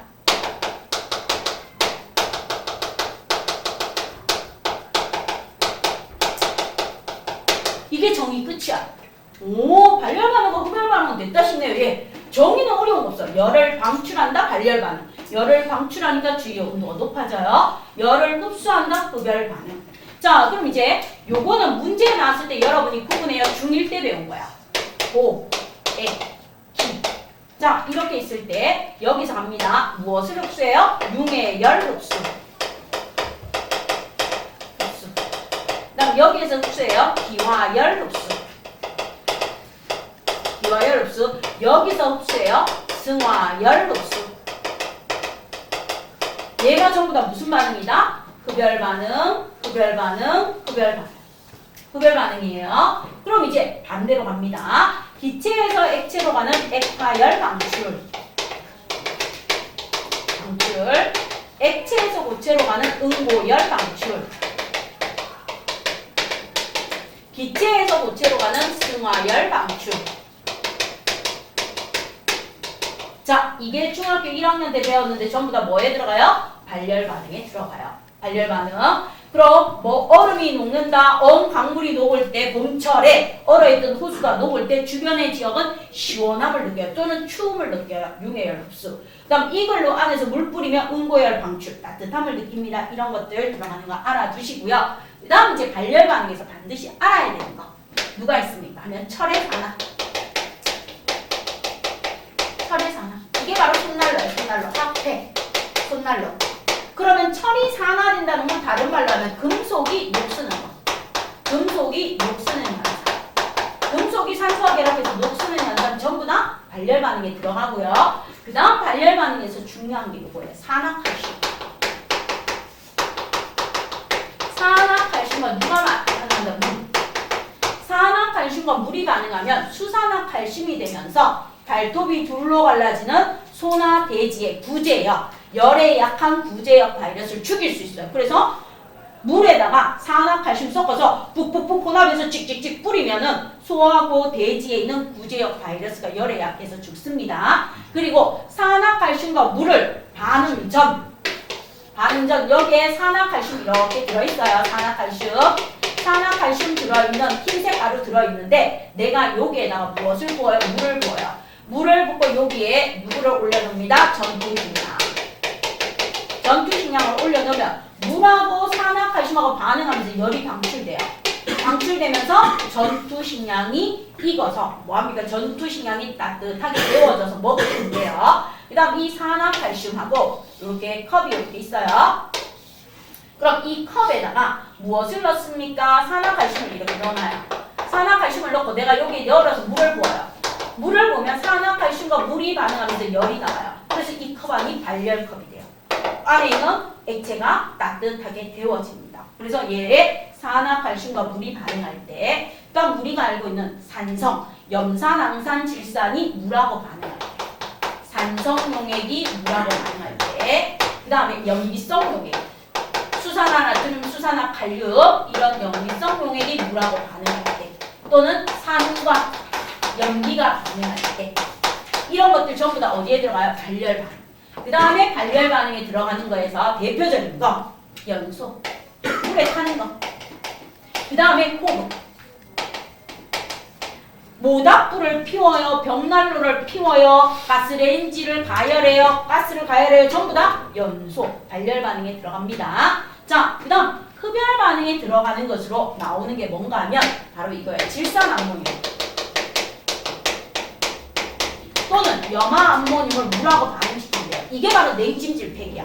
질산암모늄 가루가 이렇게 들어있어요. 여기 질산암모늄 흰색 가루가 들어있는데 내가 요 안에다 물을 살짝 넣어. 그리고 얘를 아주 약하게 밀봉해요. 그리고 바깥쪽도 밀봉해. 그 다음에 뭐에 힘을 줘서 물이 터져. 그럼 물이 터지면서 여기에 질산암모늄과 반응하면서 열을 흡수하니까 냉찜질팩이 돼요. 그 다음 소금과 얼음. 소금과 얼음이 반응할 때, 소금과 물이 반응할 때 흡열 반응. 그래서 소금과 얼음이 반응하는 게 체험학습에서 많이 나와요. 딸기 비닐하우스에 가서 아가야들이 딸기 따서 아빠랑 열심히 갈아서 소금하고 얼음 섞여 있는 데다 넣으면 딸기가 뭐예요? 샤베트처럼 살짝 얼어주는 거. 이게 바로 흡열 반응입니다. 그 다음 수산화 바륨액. 수산화 바륨액 염화암모늄도 되고 질산암모늄도 돼요. 염화암모늄이나 질산암모늄을 섞어서 주면은 무슨 반응이 일어난다? 흡열 반응이 일어납니다. 그 다음 여러분이 알고 있는 광합성. 비대너지를 흡수하는 거. 그 다음 물분해. 전류를 공급해주는 물분해. 그 다음 또 뭐 있어요? 베이킹 파우더, 탄산수소 나트륨 등등등 나와요. 그럼 이제 보면서 구분해 주시면 됩니다. 자, 그럼 요거 실험이 가끔 나오니까 설명드릴게요. 요거 실험은 이렇게 준대요. 나무판이 있어. 나무판이 이렇게 있는데 나무판 위에다가 내가 무엇을 떨어뜨릴까? 물을 이렇게 떨어뜨려. 뭘 떨어뜨린다? 물을 떨어뜨리고 이 물을 떨어뜨린 위에 누굴 가지고 가는가 하면 삼각 플라스크를 가지고 가요. 그럼 이 삼각 플라스크에 누가 들어있다? 수산화 바륨. 수산화 바륨 수용액이 들어있어. 그럼 여기 삼각 플라스크에 수산화 바륨이 들어있는 아이를 이렇게 갖다 놔요. 그리고 난 다음에 여기다 누굴 넣는다? 질산암모늄을 넣어도 되고 염화암모늄을 넣어도 된다. 질산암모늄 또는 염화 암모늄. 금방 넣어도 상관없어요. 자, 얘를 갖다 여기다 가루를 넣어. 가루를 넣고 뭐 해줘요? 저어줘요. 저어주면 얘네 둘이 반응합니다. 수산화 바륨하고 질산 암모늄 또는 수산화 바륨하고 염화 암모늄이 반응하면서 흡열이야. 주변에 열을 흡수해요. 그럼 바닥에 있던 물이 얘한테 열을 빼앗겨요. 그래서 물이 열을 뭐예요? 빼앗깁니다. 그래서 뭐가 돼요? 얼음이 돼요. 그럼 물이 열이 빼앗겨서 여기 얼음이 되어서 달라붙어요. 달라붙으면 실험이 끝났을 때 이렇게 들어올리면 얘가 날려 올라가는 거. 무슨 반응이다? 흡열 반응. 흡열 반응에 들어갑니다. 그 다음 철가루. 부직포에 미세한 구멍이 있어요. 미세한 구멍인데 여기에다 철가루 넣어요. 그리고 숯도 넣어요. 소금도 넣어요. 질석도 넣어요. 질석도 넣습니다. 그럼 봉지 안에 밀봉해서 넣어놨다. 이걸 뜯어. 그러면 핫팩이 나와. 미세한 가루가 있어. 그럼 이제 내가 막 흔들어. 막 흔들면 공기 중에 누가 들어오겠어요? 여기로 산소가 들어와요. 산소가 들어와서 철가루와 산소가 반응해서 뭐가 된다? 산화철이 되면서 열이 발생해. 이게 핫팩이야. 핫팩. 그러면 공기 중에 누구도 들어오겠어요? 수증기도 들어와요. 수증기. 수증기도 들어오면 이 수증기하고 소금이 반응을 해요. 수증기하고 소금이 반응하면 물기가 생겨요. 그 물기를 제거해주는 게 수치예요. 그 다음 질석은 왜 넣어줍니까? 얘들이 반응했을 때 열이 빨리 못 빠져나가게 단열재 역할을 해줘요. 내가 손에 쥐고 있으면 오랫동안 따뜻해지라고 단열재 역할을 해주는 게 손난로입니다. 이렇게 봐주시면 돼요. 그럼 여기에 대한 설명들이, 실험들이 우리 책에 있거든요. 그래서 여러분 교재 몇 쪽을 한번 펴주시는가 하면 36쪽하고 37쪽을 한번 펴주세요. 36쪽하고 37쪽. 여기에는 탐구를 간단하게 설명드린 거예요. 그럼 이제 첫 번째 실험 한번 보세요. 36쪽에 첫 번째 실험. 에너지를 방출하는 실험. 자, 그러면 우리 저번 시간에 배웠던 화학 변화예요. 모든 금속은 산과 반응하면 수소기체가 발생해요. 수소기체가 발생하는 발열 반응이에요. 그래서 시험관에 묽은 염산을 넣고 마그네슘 조각을 넣으면 묽은 염산과 마그네슘 조각이 반응해서 기포, 수소기체가 발생하면서 열을 내보냅니다. 발열 반응. 그래서 주위의 온도가 높아져요. 실험 2 보시면요. 나무판 위에 물을 떨어뜨리고 그 다음 그 삼각 플라스크에 수산화 바륨 액체를 넣고요. 염화 암모늄이라는 흰색 고체를 넣어서 잘 섞어주고 난 다음에 반응이 끝난 다음에 온도를 측정하면 온도는 내려가고 온도가 내려갔다는 걸 삼각 플라스크를 살짝 들어 올리면 나무판이 딸려와요. 왜요? 물이 열을 빼앗겨서 얼음이 되면서 붙어졌기 때문에 이렇게 되는 겁니다. 자, 그럼 정리 1번 보세요. 실험 1에서 온도계의 눈금이 올라갔으므로 주변으로 에너지를 방출하는 반응이 일어난다. 이렇게 해주시면 되고요. 실험 2에서 온도계의 눈금이 내려갔으므로 주변 에너지를 흡수하는 반응이 일어난다라고 해주시면 돼요. 그리고 이 반응이 일어날 때 주변의 온도가 낮아져 나무판 위에 있는 물이 얼어서 나무판이 삼각 플라스크에 달라붙습니다. 자, 그럼 확인 문제 1번. 산과 금속의 반응은 발열 반응이다. O. 산과 염기가 반응하는 게 중화 반응이에요. 나중에 통과해서 배워요. 산과 염기가 반응하는 것, 즉 산성인 염산과 염기성인 수산화나트륨이 반응하거나 식초와 비눗물이 반응하거나 또는 무엇입니까? 레몬즙과 치약이 반응하거나 산과 염기예요. 중화 반응, 발열 반응입니다. 그럼 에너지를 방출로 고쳐주시고 X. 수산화 바륨과 염화 암모늄은 흡열 반응이니까 주변의 온도가 낮아진다라고 고쳐주시고 X. 실험 1에서 에너지를 방출하는 반응이 일어나면 주위의 온도는 높아지겠죠? O. 실험 2에서 나무판 위의 물은 얼음으로 변한다. O. 자, 그럼 2번 문제 여러분이 골라봐요. 실험 1과 에너지 출입 방향이 다른 반응. 보기 줄 거야. 다른 거. 실험 1은 뭐야? 발열 반응이지. 다른 거 찾으래. 그럼 뭐 찾으래? 흡열 찾으래. 그럼 흡열 반응에 들어가는 건 누가 답이 되겠어요?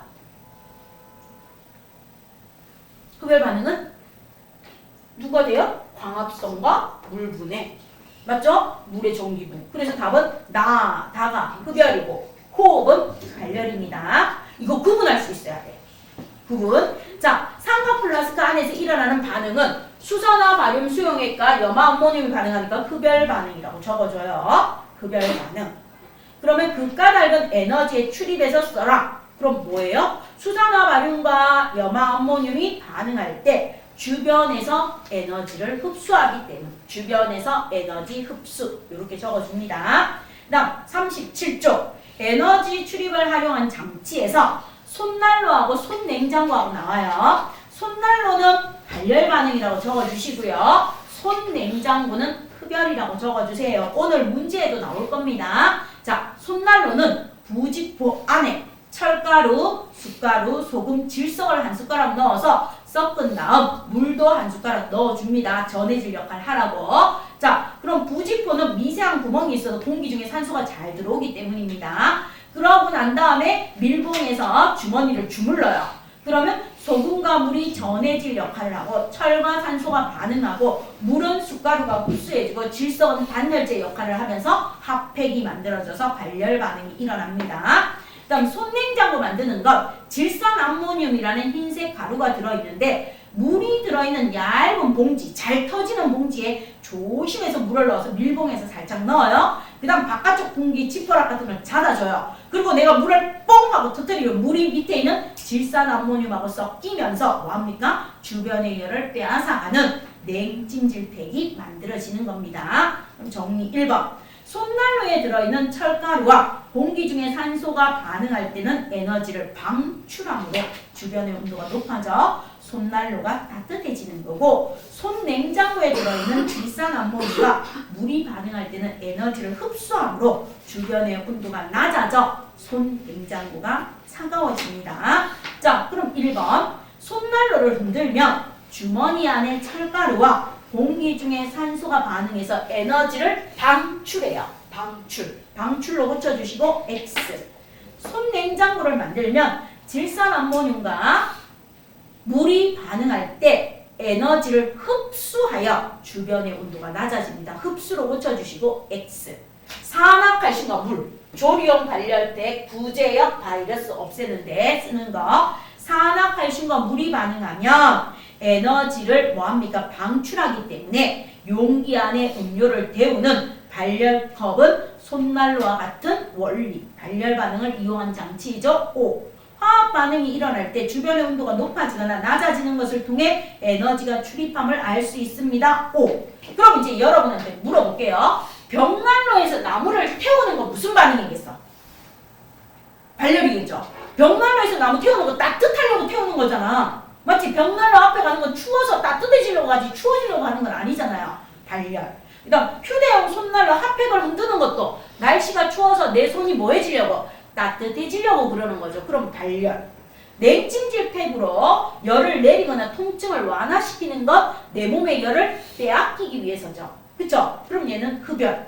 자, 그럼 이제 구분하래. 발열에 들어가는 거는 가나, 흡열에 들어가는 거는 당. 이렇게 구분하고요. 그 다음에 가나다의 온도 변화를 에너지의 출입과 관련지어 서술하래요. 그럼 적어줘요. 가나, 발열 반응은 가와 나는 열 에너지를 방출하여 주위의 온도가 높아지고 다는 열 에너지를 흡수하여 주위의 온도가 낮아집니다. 이거 적어라 이 말이에요. 그래서 가나는 열 에너지를 방출하여 주위의 온도가 높아지고 다는 열 에너지를 흡수하여 주위의 온도가 낮아집니다. 이렇게 해주시면 발열과 흡열에 대한 탐구를 다 봤어요. 그럼 이제 거꾸로 35쪽으로 가주세요. 35쪽. 자, 35쪽으로 오셔서 발열 반응의 대표적인 거 옆에 사진 딱 봐요. 연소, 산과 염기의 반응, 산화칼슘과 물. 산화칼슘과 물이 조리용 발열팩 부재용에 들어가요. 그 다음 눈 내린 도로에 염화칼슘 뿌리는 거 발열 반응입니다. 흡열 반응에 들어가는 거 수산화 반응과 염화 암모늄의 반응, 광합성, 탄산수소 나트륨 즉 빵 만들 때 들어가는 베이킹 파우더예요. 베이킹 파우더에 빵 반죽을 했다가 오븐에 구우면 빵이 부풀어 오릅니다. 바로 탄산수소 나트륨이 열을 흡수해서 분해되어서 빵이 부풀어 오른다는 거. 자, 그럼 35쪽에 있는 문제 바로 한번 풀어주세요.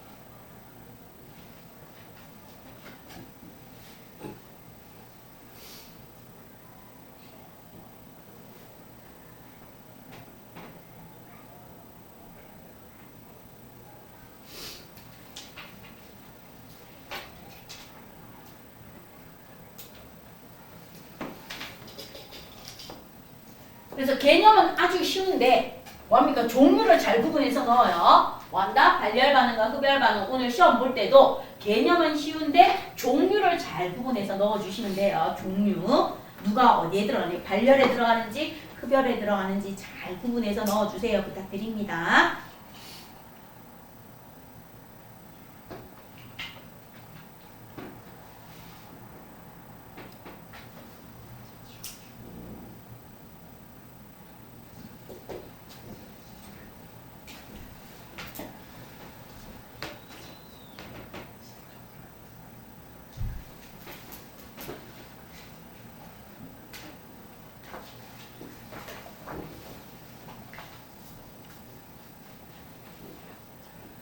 자, 그럼 채점 한번 해봐요. 금방 다 풀었을 거니까. 1번 화학 반응에서 에너지 출입에 대한 설명의 OX입니다. 화학 반응이 일어날 때는 반드시 에너지가 출입해요. 왜요? 반응물이든 생성물이든 에너지를 가지고 있기 때문에 화학 반응에서는 반드시 에너지의 출입이 있습니다. 자, 그럼 O 두 번째 발열 반응.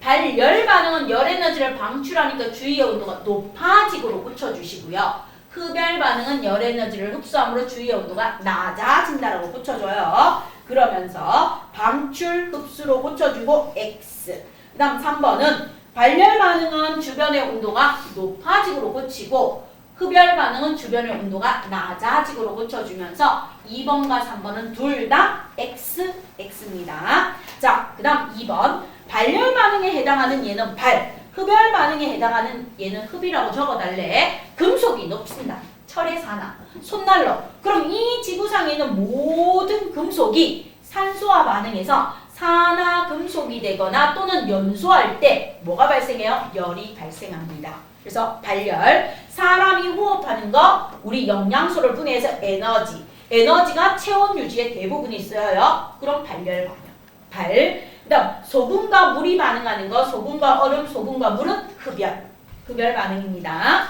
탄산수소 나트륨, 베이킹 파우더예요. 빵 만든 데 들어가는 탄산수소 나트륨은 열분해니까 흡열에 들어갑니다. 수산화 바륨과 염화 암모늄, 수산화 바륨과 염화 암모늄, 수산화 바륨과 질산암모늄은 대표적인 흡열 반응의 실험입니다. 그 다음 염산과 수산화나트륨, 산의 대표 염산과 염기의 대표 수산화나트륨이 반응하는 것, 즉 산과 염기가 반응하는 중화 반응은 대표적인 발열 반응에 들어가요. 그럼 쉽게 말하면 식초하고 비눗물이 반응하는 것도 발열 반응, 레몬즙하고 치약을 푼 물, 치약하고 반응하는 것도 발열 반응에 들어가요. 산과 염기라서. 그래서 1번 발, 2번 발, 3번, 4번, 5번은 흡, 6번은 발열. 자, 그 다음 3번 문제. 식물이 광합성할 때, 우리 배웠네요. 식물이 광합성할 때 빛에너지를 흡수해서 포도당과 산소가 만들어지니까 흡열입니다. 그 다음 흡수함으로 흡열 반응에 들어가면 되고, 추운 날 사용하는 휴대용 손난로. 휴대용 손난로는 무엇입니까? 발열 반응이죠. 그래서 핫팩, 우리 손이 시원하라고. 그래서 철가루와 산소가 반응하여 에너지를 방출하면서 주변의 온도가 높아지는 원리를 이용했고요. 열이 있거나 통증이 있을 땐 열을 떨어뜨려야 돼. 그래서 냉찜질팩은 질산암모늄이나 염화암모늄이 물하고 반응할 때 주변의 온도가 낮아지는 원리를 이용한 겁니다. 그 다음 3번 눈이 온 뒤에 염화칼슘이라는 제설제를 뿌려요. 염화칼슘을 뿌리면 염화칼슘이 물에 녹으면서 열을 방출해요. 열을 방출하니까 눈이 녹습니다. 그래서 발열 반응입니다. 열을 방출한다라고 적어주시면 되겠습니다. 됐죠? 그래서 흡열 반응, 발열 반응 오늘 시험 볼 때 잘 구분해서 시험 봐주시고요. 두 번째 숙제는요. 38쪽에서 1단원이 모두 끝났어요. 44쪽까지 숙제해옵니다. 숙제가 조금 많아요. 1단원이 다 끝나서 다음 시간에는 3-1 교재에 있는 3단원에 있는 누구 들어간다? 물리 들어갈 겁니다. 물리, 운동, 일과 에너지 들어갈게요.